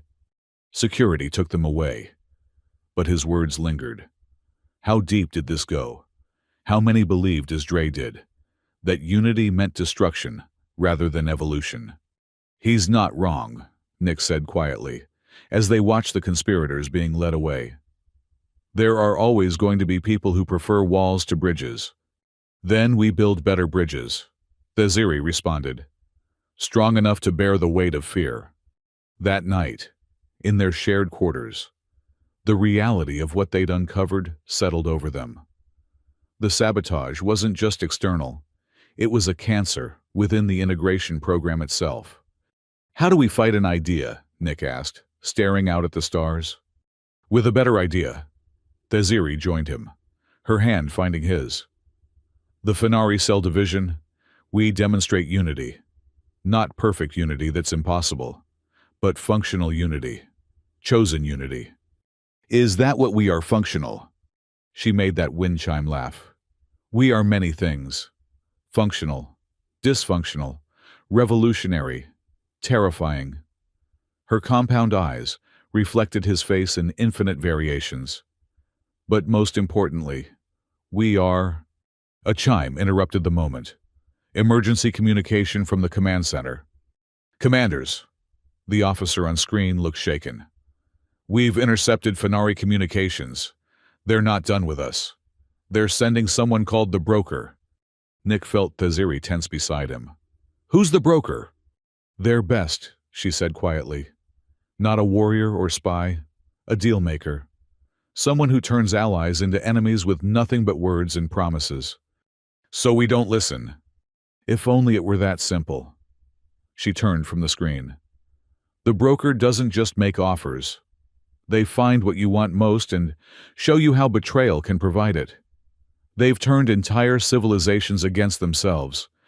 Then we'd better figure out what we want most, Nick said, and make sure we already have it. She looked at him, really looked at him. All those compound eyes, focusing with intensity, that made his breath catch. Do we? I don't know, he admitted. 3 days ago I was a janitor. Now I'm bonded to an alien commander, hunting saboteurs, and apparently next on the Broker's client list. I haven't exactly had time to process. Then perhaps we should make time. Now with everything. She silenced him with a gesture. The Broker succeeds by exploiting uncertainty, by finding the cracks in resolve and widening them. If we face them divided internally, we've already lost. Nick considered that. So, what do you propose? That we stop pretending this is just politics. She moved closer. That we acknowledge what my biology recognized, that there's something between us beyond convenience or symbol. Is there? Only one way to find out. What followed was awkward, beautiful, and utterly unprecedented. Two species learning each other's languages, not just words, but touches, temperatures, rhythms.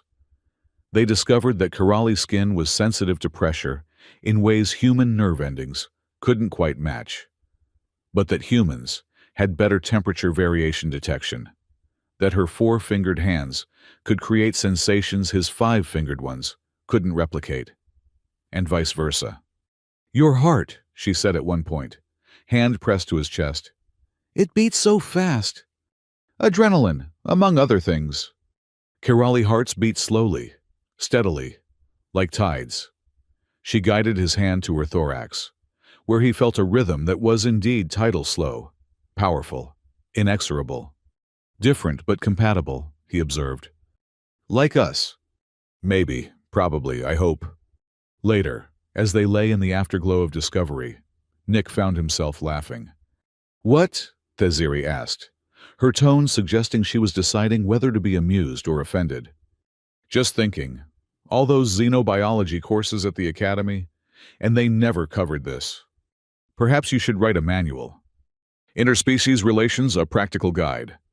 With diagrams," she added seriously, then made that wind chime laugh when he stared at her. "Coralli humor. We have it, despite rumors." "I'm learning that." They were quiet for a while, processing what had happened. Not just the physical aspects, though. Those were certainly noteworthy, but the emotional weight of genuine connection across species boundaries. "The broker will use this against us," Theziri said eventually. "Let them try." Nick pulled her closer, marveling at how alien anatomy could feel so right. Hard to tempt someone who just got everything they didn't know they wanted. Poetic, inaccurate, but poetic. "How so?" "You wanted to not die. I wanted to not be trapped in arranged marriage. Neither of us expected."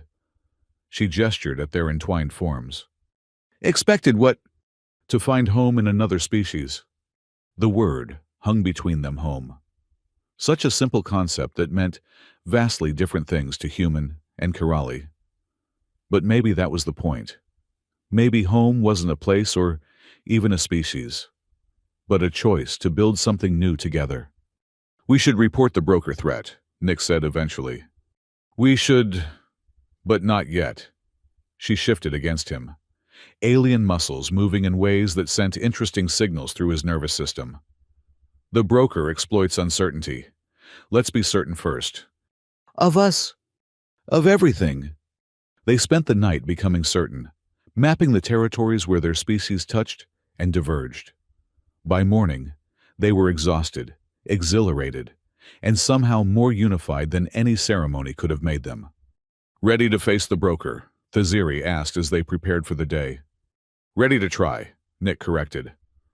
"Though I still think talking to someone whose job is manipulation seems unwise." "Everything about us is unwise. Why stop now?" She had a point. Their entire relationship was built on impossibility, a mating call that shouldn't have happened, a trial that shouldn't have been won, a bond that shouldn't exist. Adding one more impossibility to the pile seemed almost appropriate. "Together," he asked. "No other way," she confirmed. They left their quarters hand in hand, 5 fingers, and 4 creating new patterns of connection. Whatever the broker brought, whatever divisions they tried to exploit, Nick and Theziri would face them as what they'd become, proof that unity wasn't just possible, but powerful. The station around them bore scars from recent attacks, but also signs of healing. Human and coralli repair crews worked side by side, their efforts made stronger by cooperation. It wasn't perfect. Nick could see the tensions, the careful distances maintained, but it was progress. "Think it'll last?" he asked, as they made their way to the command center. "Nothing lasts," Thaziri replied. But that doesn't mean we stop building. Philosophy and pragmatism. Perfectly balanced. Maybe that's what their species could offer each other. Humans teaching Kerali to embrace chaos. Kerali teaching humans to find patterns in it. The broker was coming. But for the first time since this all started, Nick felt ready for whatever came next. He had a partner, a purpose, and the strangest family in the galaxy. It would have to be enough. The broker arrived without fanfare. No dramatic docking procedures, no armed escorts, just a small personal craft that slipped into the station's bay, like smoke through fingers. Nick watched from the observation deck as a single figure emerged, neither imposingly tall nor remarkably short, wrapped in clothing that seemed to shift between human and Kerali styles, depending on the viewing angle. Theatrical, Thaziri observed beside him. The broker always did appreciate symbolism. You've dealt with them before. Once, during the Titan Rebellion, they tried to convince my unit to abandon our human allies. Her mandibles clicked softly. 3 of my warriors accepted their offer. I had to hunt them down myself. I'm sorry. Don't be. It taught me that loyalty is a choice renewed daily, not a trait fixed at birth. She turned from the window. The council has agreed to meet with them. Public relations disaster if we refuse. And if we accept, then we give the best manipulator in known space a chance to destroy everything we've built. She managed what Nick was learning to recognize as a Kerali shrug. So, a typical Thursday. The meeting was scheduled for that afternoon in the neutral conference room, the same space where Nick had first challenged the trial of worth. He found the symmetry unsettling. Places that changed lives should have the decency to look different afterward. High Sentinel Rask had insisted on full security protocols. Guards lined the walls, weapons discreet but present. The council sat in a careful arrangement that suggested unity while maintaining species distinction. Nick and Thaziri were positioned prominently, their bond a visual reminder of what was possible. The broker entered precisely on time.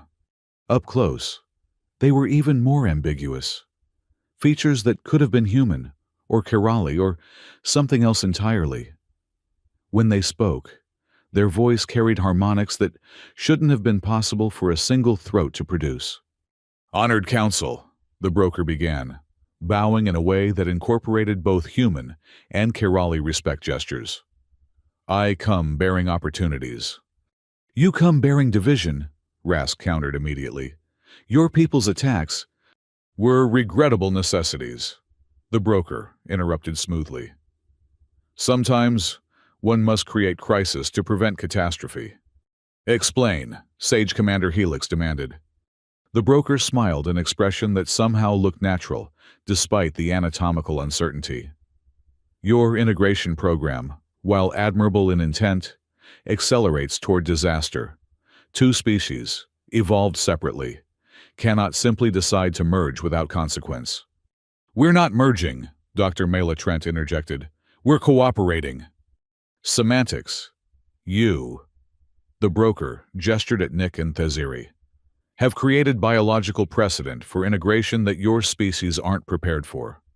How many human Kerali pairs have formed since your bonding? 16, Thaziri answered reluctantly. 16 attempts to bridge evolutionary chasms. 16 potential genetic dead ends. 16 couples who will discover, too late, that love cannot overcome biology. Our bond works, Nick said firmly. For now. But what happens when you desire offspring? When your human need for rapid generational turnover conflicts with Kerali, century-long development cycles? When biochemical incompatibilities manifest as madness, disease, or worse? The broker moved to the center of the room, commanding attention with practiced ease. I offer alternative paths, controlled separation that preserves what makes each species unique, while allowing beneficial exchange. Trade without integration. Alliance without amalgamation. Apartheid with profit margins, Martinez said from her position by the door. Survival with dignity, the broker corrected. Consider humans gain access to Kerali technology through carefully managed exchange programs. Kerali benefit from human innovation without contamination of their genetic lines. Both species prosper. Under Finari management, Helix observed. Under neutral arbitration, we have no stake beyond stability. Stability you profit from. All sapients profit from stability. We merely ensure it remains stable. Nick watched the council members as the broker spoke. Some leaned forward, intrigued despite themselves. Others pulled back, recognizing manipulation but unable to entirely dismiss the arguments. The broker was good, very good. You speak of contamination, Thaziri said suddenly. Yet you yourself appear to be hybrid. How do you reconcile this? The broker's smile widened. Perceptive. I am indeed hybrid, the product of 7 species genetic material, carefully balanced through centuries of refinement. A living example of what happens when integration proceeds without wisdom. They pulled back their sleeve, revealing skin that shifted between scales, chitin, and something resembling human flesh. I am sterile, prone to autoimmune disorders, mentally unstable by any single species standard, yet useful enough to be kept alive as cautionary tale and skilled negotiator. You're lying, Nick said flatly. Am I? Request my medical files. Examine the 17 separate medications required to maintain my existence. Calculate the probability of similar outcomes for your hypothetical offspring. The broker's eyes, and Nick couldn't determine how many there were fixed on him. I am your future, Nicholas called her. The best-case scenario for human Kerali breeding? Enough, Rask interrupted. What exactly do you propose? The broker produced a data crystal with a flourish. Gradual disengagement. Humans withdraw to their sectors. Kerali to theirs. Joint operations cease over a 2-year period. Trade continues through Finari intermediaries, who ensure neither species gains advantage. Separate but equal, Mayela said with disgust. Separate and thriving. Your integration program has produced 17 security breaches, 43 violent incidents, and immeasurable social strain. My proposal eliminates these costs. What about couples already bonded? Thaziri asked. Generous relocation packages. Neutral colonies where they can live without becoming symbols or breeding experiments. Their sacrifice remembered but not repeated. Exile. Freedom from expectation. Tell me, Commander, how many death threats have you received since bonding with a human? Thaziri's silence was answer enough. The presentation is compelling, Helix admitted. But you've forgotten something. Oh, hope? The old sage commander stood, moving with deliberate grace. You offer stability through stagnation, safety through separation. But evolution doesn't work that way. Species that stop adapting, stop growing, stop taking risks, they're the ones that extinction claims. Pretty words from someone who won't live to see the consequences, the broker countered. Perhaps, but I've lived long enough to recognize fear, dressed as wisdom. Helix gestured at Nick and Thaziri. They represent not contamination, but possibility, not ending, but beginning. They represent delusion that biology can be overcome by emotion. They represent proof that it can. The debate continued for hours. The broker had answers for every objection, studies supporting every claim, projections showing prosperity through separation. They were persuasive, logical, and utterly wrong in ways Nick couldn't quite articulate. During a break, he found himself on the observation deck with Grax. The warrior had attended the meeting as security, but Nick could see thoughts churning behind those compound eyes. They make sense, Grax said without preamble. Do they? Logically, yes. Each species maintaining purity while benefiting from controlled exchange. It eliminates variables, reduces conflict points. Sounds like you're convinced. Grax was quiet for a moment. I spent centuries perfecting Kerali combat forms.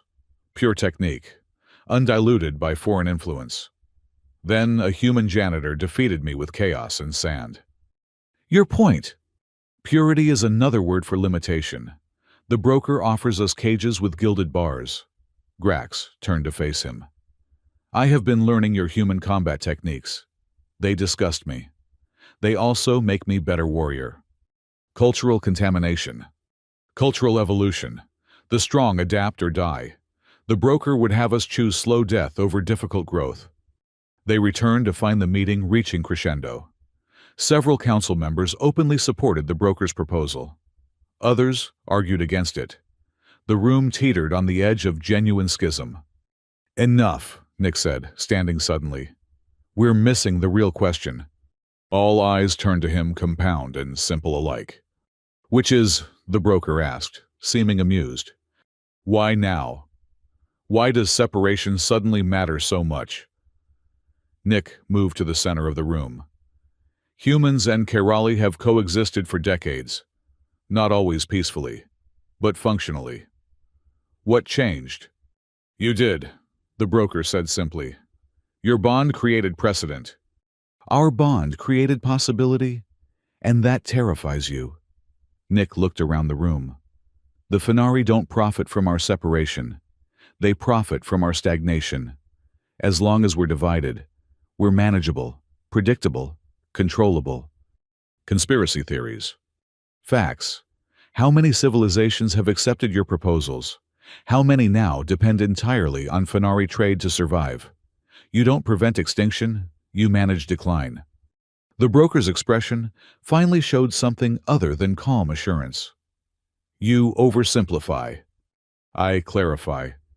You're not here to save us. You're here to domesticate us.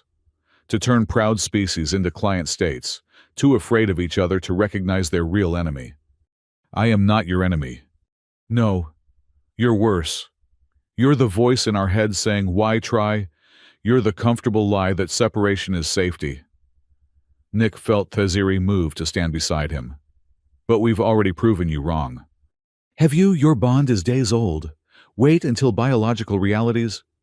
We'll be faced together, Theziri interrupted. As will all challenges. Not because unity is easy, but because isolation is death. Pretty words. Actions, Martinez called out. Fourth deck, Section 9. We've got a situation. The meeting dissolved into chaos as security responded to the alert. Nick and Theziri followed, the broker temporarily forgotten in the face of immediate threat. They found the situation in the hydroponics bay, one of the station's critical life support systems. 3 figures in maintenance suits were installing devices among the growing tanks. Devices that looked suspiciously like the ones that had caused previous explosions. Saboteurs, Theziri identified.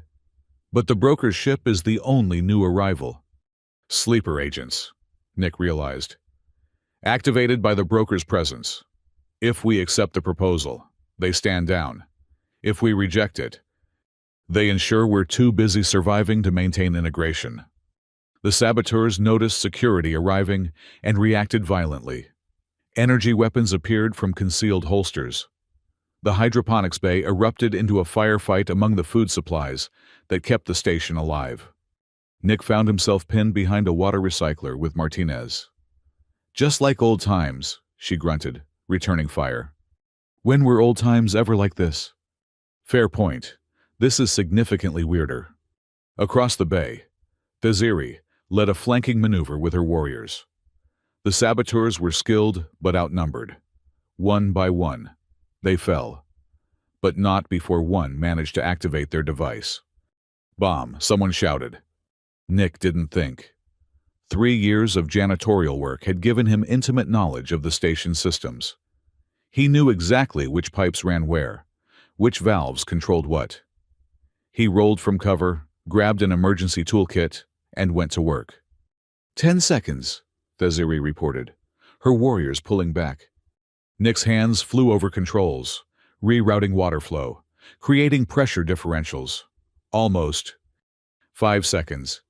Got it. He yanked a final valve, and the hydroponics bay's entire water system reversed flow. The bomb, designed to spread toxins through the irrigation system, instead found itself flooded with high-pressure coolant. The device sparked, fizzled, and died. Impressive, Grax noted, helping Nick to his feet. Ugly solution, but effective. Human engineering at its finest, Nick agreed, trying to catch his breath. They secured the saboteurs 2 humans, 1 Karali, all bearing Fenari trademarkers. The broker's backup plan, ready to create the crisis that would justify their solution. Back in the council chambers, the mood had shifted. The broker maintained their calm facade, but everyone could see the connection between their arrival and the attack. Coincidence, they began. Is dead in space. Rask finished. You orchestrated this. Offer salvation with one hand while creating damnation with the other. I offer survival. You offer manipulation, fear, division for profit. The High Sentinel stood, and for the first time since Nick had known him, Rask looked truly dangerous. The attack targeted systems that both species depend on. Your agents would have killed thousands to prove a point. Casualties are sometimes necessary. Not anymore, Theziri said firmly. Broker, you are no longer welcome on this station. Your proposals are rejected. Your agents will be prosecuted, and your species will be barred from this sector. You're making a mistake. Without Fenari trade, we'll manage, humans and Karali, together. She took Nick's hand, 4 fingers and 5 interlacing. As we should have from the beginning. The broker looked around the room, searching for support. They found only unified opposition human and Karali standing together against external manipulation. You'll fail, they said finally. Biology doesn't lie. Culture doesn't bend. You'll tear each other apart trying to prove me wrong. Maybe, Nick admitted, but we'll fail as ourselves, not as your puppets. And if we succeed, Helix added, we'll have proven that evolution favors the bold, not the afraid. The broker left without another word, their departure as quiet as their arrival. But the impact remained. The station had faced its greatest threat, not from military assault, but from the temptation of easy answers. In the aftermath, as security processed the captured saboteurs and repair crews fixed the damage, Nick found himself alone with Theziri in their quarters. We could have died today, she observed. Multiple times. I'm starting to think that's just going to be our thing. Nearly dying. Living dangerously. He pulled her close, marveling again at how alien anatomy could feel like home. The broker wasn't entirely wrong. We're going to face challenges they couldn't imagine. Probably. There might not be solutions to some of them. Likely. So why do this? She was quiet for a long moment. Then made that wind chime laugh. Because the alternative is accepting that different means separate, that new means dangerous, that growth means death. And I would rather fail reaching for stars than succeed hiding from them. It was, Nick thought, as good a philosophy as any for their impossible relationship. The broker had offered them safety through stagnation. They'd chosen risk through growth. No regrets, he asked. Daily, hourly sometimes. She touched his face with one 4-fingered hand. But regret means I'm trying something worth failing at.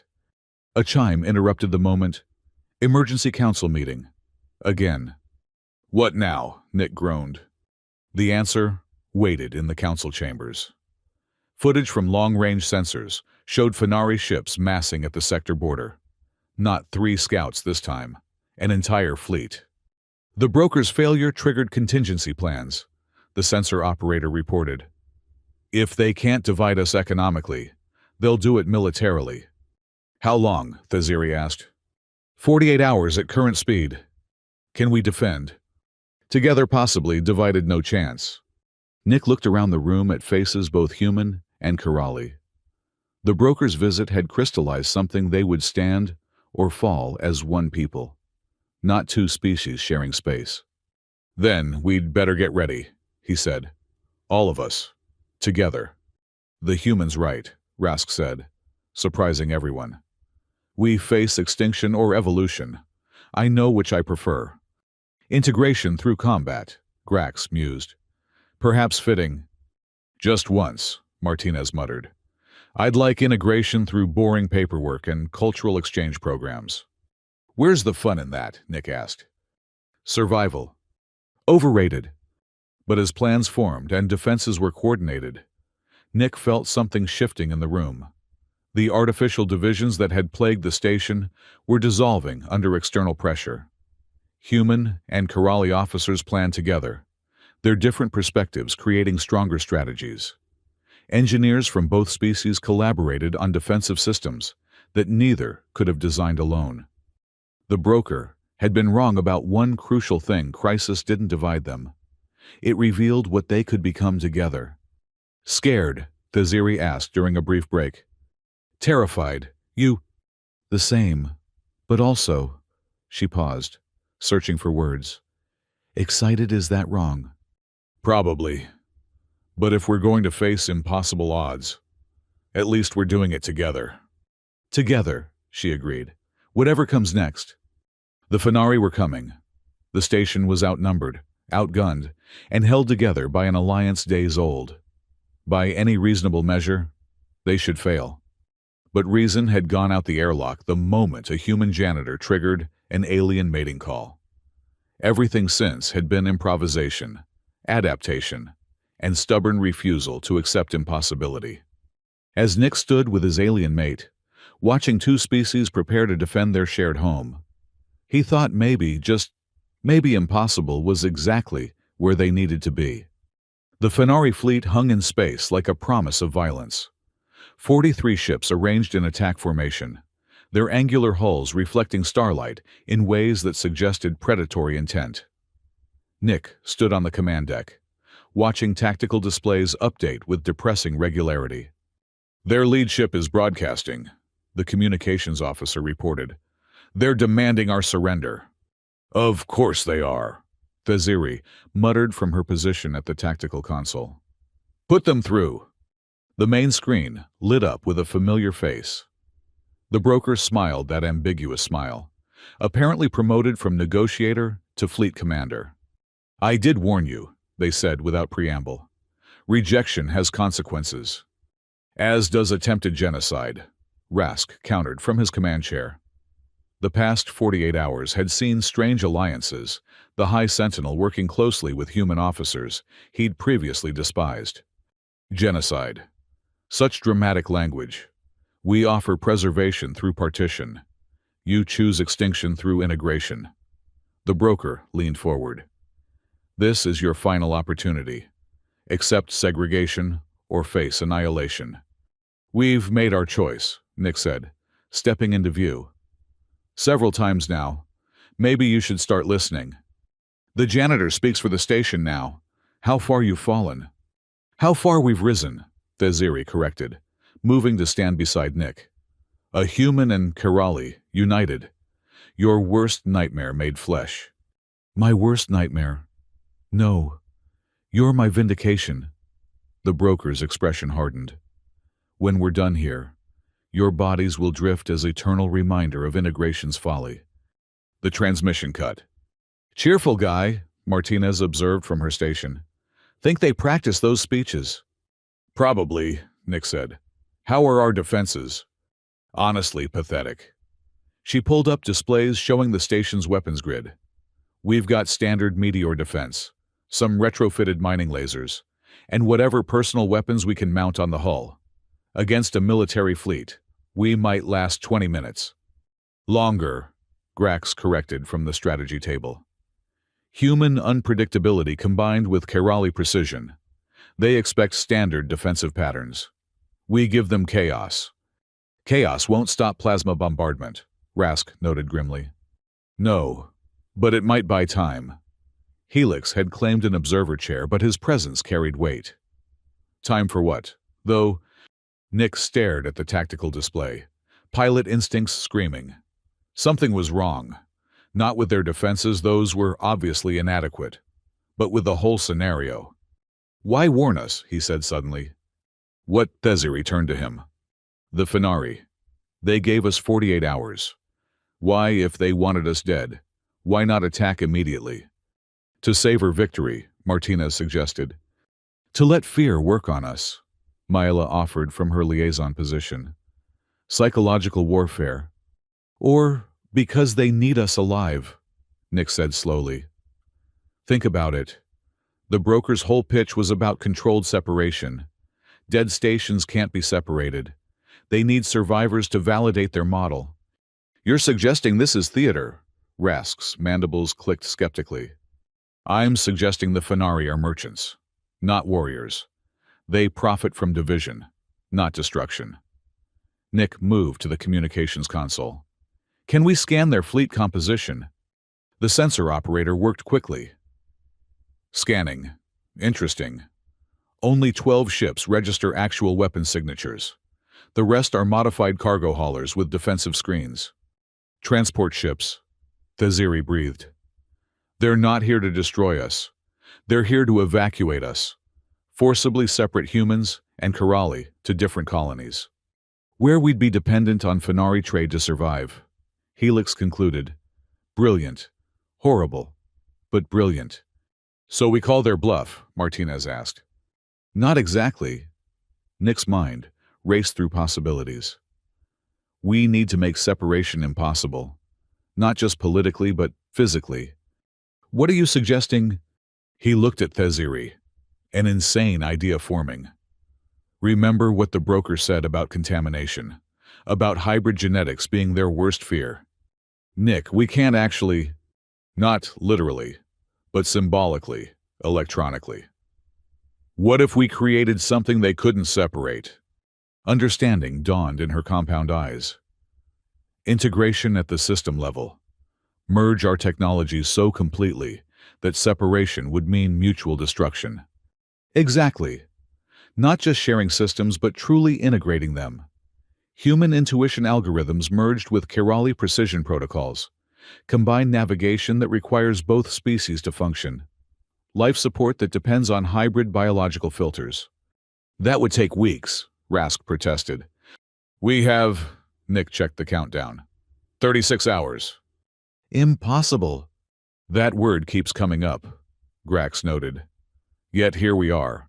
A human-bonded Kirali command structure facing down a merchant fleet. Perhaps impossible is our advantage. What followed was the most intensive engineering marathon in station history. Human and Kirali technicians worked together, not just cooperating, but truly collaborating. Systems that had existed in parallel were merged, creating technological hybrids that neither species could have imagined alone. Nick found himself elbow-deep in navigation controls with a Kirali engineer named Zarel. Where Nick saw patterns, Zarel saw mathematics. Together, they created navigation protocols that used human intuition to identify solutions and Kirali calculation to implement them. This is insane, Zarel clicked, but his tone suggested admiration. No single mind could process these interactions. Good thing we've got 2 species worth of minds, Nick replied, making another connection. Your harmonic processors can handle frequencies human brains can't even perceive. Our neural networks find patterns your linear logic misses. Together, we create something new. Zarel's mandibles formed what might have been a smile. The broker was right about contamination, but wrong about its value. Throughout the station, similar collaborations bloomed. Martinez worked with Kirali warriors to create defensive strategies that combined human guerrilla tactics with Kirali formation discipline. Maela and her counterparts developed communication protocols that blended human emotional intelligence with Kirali harmonic precision. 20 hours in, exhaustion threatened to derail everything. Nick found himself swaying at his station, vision blurring. Rest, Theziri commanded, appearing at his shoulder. Can't. Still have to integrate the... Rest, she repeated, pulling him away. Exhausted minds make fatal errors. She led him to an observation lounge that had been converted to a rest area. Humans and Kirali sprawled on various surfaces, too tired to maintain species separation. Nick collapsed onto a bench. Theziri, settling beside him. Think it'll work? He asked. The integration, technically. Yes. The systems are merging successfully. She leaned against him, her different body temperature oddly soothing. Whether it stops the Fenari, one crisis at a time. They dozed fitfully, surrounded by the quiet breathing of two species, learning to rest together. Nick dreamed of harmonics and algorithms dancing together, creating patterns that no single mind could comprehend. He woke to alarms. Fenari fleet is moving, someone reported over comms. 12 hours ahead of schedule.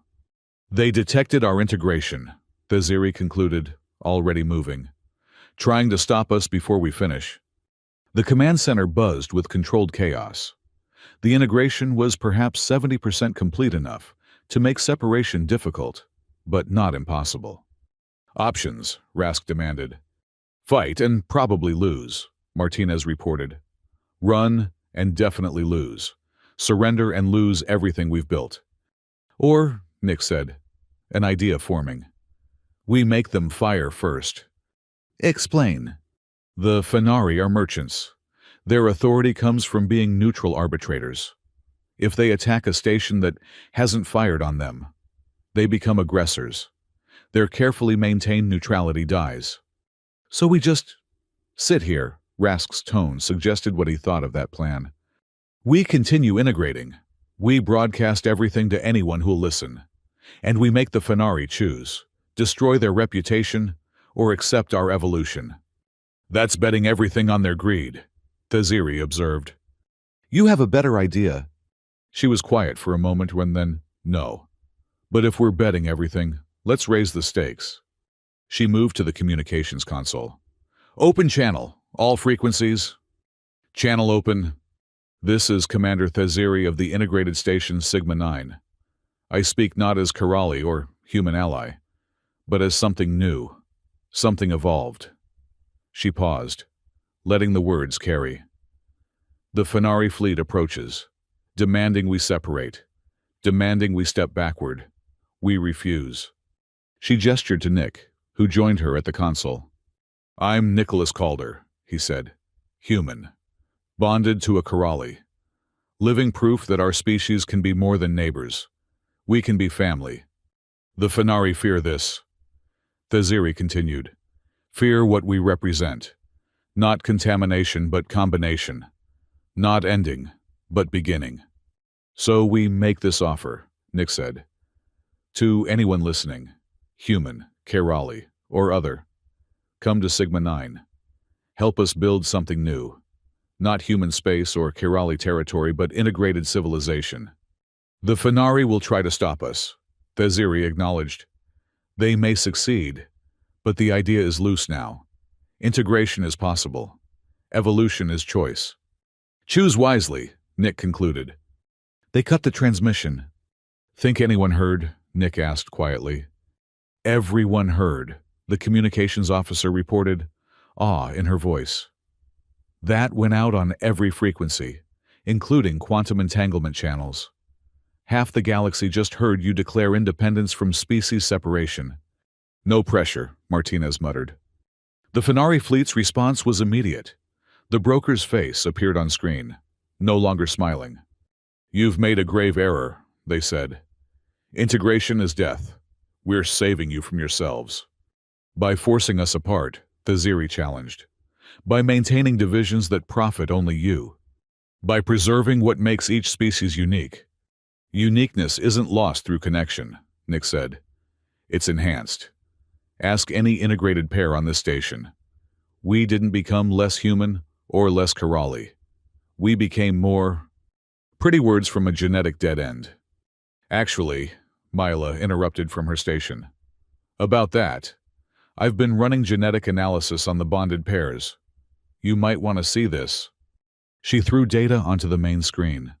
Complex molecular diagrams that meant nothing to Nick, but made several Karali gasp. That's impossible, the broker said flatly. That's adaptation, Myla corrected. The Jihara isn't random. It's evolutionary pressure recognizing compatible genetic patterns that allow for, well, Not traditional reproduction, but something new. You're lying. The data doesn't lie. Human Kerali pairs show genetic synchronization at the quantum level. Not hybrid offspring, but something more interesting: the ability to guide evolution in both species simultaneously. Nick stared at the data, then at Theziri. You mean we could actually... Not children as either species knows them, Myla clarified. But the next step in evolution, possibly. The bridge was silent for a long moment. Then the broker laughed, a sound like breaking glass. Lies and delusion. It changes nothing. Surrender or be destroyed. 10 minutes to weapons range, Tactical reported. Nick's mind raced. They were out of time, out of options, out of... Incoming ships, sensor operator shouted. Multiple vectors. On the display, new contacts appeared. Dozens of them, dropping out of hyperspace in a ragged formation that suggested desperation rather than military precision. IFF signals are... mixed, the operator reported, confusion evident. Human civilian vessels, Kerali private craft, even some. I don't recognize these configurations. I do, Helix said quietly. Those are Altarian, and those Proxima refugees. They heard the broadcast, Theziri breathed. They're coming to help. Coming to die, the broker corrected. Civilian ships against military fleet. This changes nothing. But something in their tone suggested uncertainty. The Fenari business model depended on controlled conflicts, not open warfare against multiple species. Actually, a new voice said over comms, it changes everything. The main screen split. Showing a human face, Nick recognized Admiral Catherine Price, hero of the Jupiter conflict. Admiral Rask sounded stunned.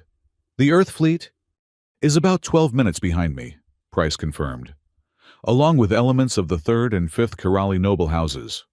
Turns out your broadcast reached some interesting ears. This is not your fight, the broker warned. It became my fight when you threatened integrated citizens, Price replied. See, Earth's been watching this experiment. So have progressive elements in the Kerali hierarchy.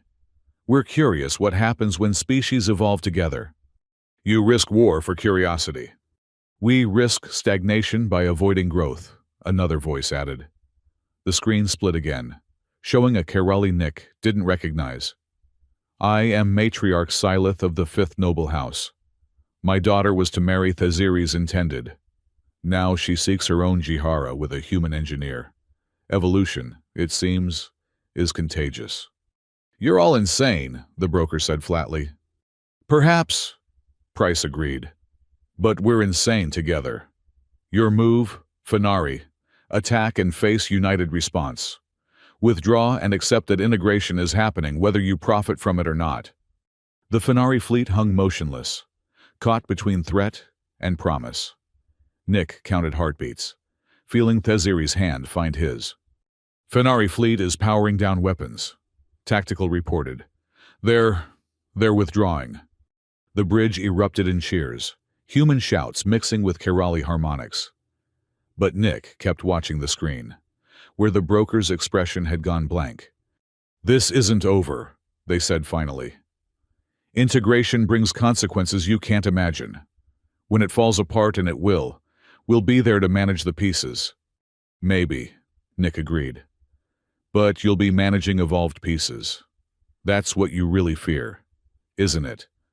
Not that we'll fail, but that we'll succeed. That your careful divisions will become obsolete.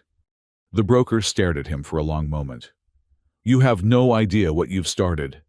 No, Theziri said, but we're eager to find out. The transmission ended. The Fenari fleet turned, entering hyperspace one ship at a time. Within minutes, only Allied vessels remained. So, Price said, her image now filling the screen. Mind if we dock? I'm curious to meet the couple that just changed galactic politics. Couple, Nick muttered. Is that what we are? Among other things, Theziri replied. Then, louder. Permission granted, Admiral. All Allied vessels are welcome at Sigma 9. What followed was controlled chaos of the best kind. Ships docked, bringing supplies, personnel, and most importantly, hope. The station, built for separation, became a hub of integration. Nick found himself in the middle of it all, greeting arrivals, coordinating resources, and trying to process how his life had changed. 3 weeks ago, he'd been a janitor. Now he was, what symbol pioneer evolutionary pressure? Overwhelmed, Thaziri asked, finding him during a quiet moment. Completely. The same. But also, she paused, watching humans and Kerali working together in ways that would have been impossible days before. Hopeful. Yeah, that too. Admiral Price approached, studying them with interest. So you're the famous pair. Have to say, you're not what I expected. What did you expect? Nick asked. Something more dramatic. Less. She gestured vaguely. Normal. We're anything but normal, Thaziri said. No, but you're relatably abnormal. That's what scared the Fenari. Price smiled. Grand genetic experiments they could have spun as unnatural. But a janitor and a commander falling into something like love, that's dangerously accessible. Something like love, Nick echoed. Price shrugged. Whatever you want to call it. Point is, you made integration personal. Hard to argue against that. She moved on, leaving Nick and Thaziri alone with the phrase hanging between them. Is that what this is? Thaziri asked quietly. Love? I don't know. My translator can't find a Kerali equivalent. Because we have 17 different words for emotional bonding, none of which quite fit. She touched his face with one, four-fingered hand. Perhaps we need a new word. For us? For what we're becoming? Before Nick could respond, Rask's voice echoed through the station. All senior staff to the command center. We have a situation. They found the command center in uproar. On the main screen was a message, origin unknown. It came through on a frequency that shouldn't exist. The communications officer explained. Quantum entangled, but also somehow classical. We can't trace the source. The message was simple. The children remember, the divided forget. When stars align, blood recalls. He comes. Cryptic, Martinez observed. Anyone else getting ominous vibes? There's more, the officer continued. The message is signed with a single symbol. She put it on screen, a glyph that seemed both human and Kerali, familiar yet alien. Rask went very still. That's impossible. What? Nick asked. That symbol. It's from the first texts. The oldest Kerali writings. His mandibles clicked rapidly. It represents the divided one, the ancestor who split themselves to survive. Legend says they'll return when their children reunite. Myths, someone muttered. Myths with quantum-entangled messages. Helix moved closer to the screen. That symbol. I've seen it before. In human ruins on Mars. Pre-colony. Pre-contact. Silence descended as implications registered. You're suggesting, Myla said slowly, that humans and Kerali are related? I'm suggesting, Helix replied, that the Jihara might be recognition in the deepest sense. That our species aren't randomly compatible but purposefully divided. That's insane, Nick said. So was human Kerali bonding, Thaziri countered. Until it wasn't. The message pulsed on screen, promise and threat combined. Whatever they'd started with their integration, it was bigger than trade disputes or political evolution. The children remember, Nick read again. Remember what? How to be whole, Rask said quietly. If the legends are true, we were once one species, divided by catastrophe, evolved separately, but carrying the memory in our genes. And our integration triggered that memory. Thaziri's hand found Nick's again. Triggered something, Helix confirmed. The question is what, and whether we're ready for the answer. Nick looked around the command center at faces both human and Kerali, all united by uncertainty and possibility. They'd fought so hard to prove species could work together. What if they'd been fighting to remember they already were? Only one way to find out, he said finally. We keep integrating, keep evolving, and see who comes calling. The divided one, Rask murmured. After millennia, they return to find their children reuniting. Or to stop them, Martinez suggested darkly. Why would they? Nick began, then froze. Understanding hit like cold vacuum. Unless the division wasn't accidental. Unless someone or something split us on purpose. And now we're undoing their work, Theziri finished. The command center fell silent again. Everyone processing the implications. They'd thought the Fenari were their biggest threat.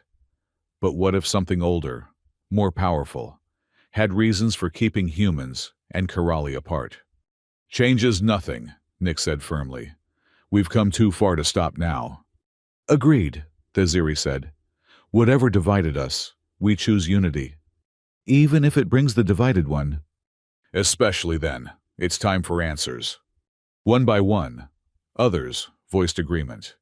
Human and Karali, united not just by politics or circumstance, but by the possibility that they were family in the deepest sense.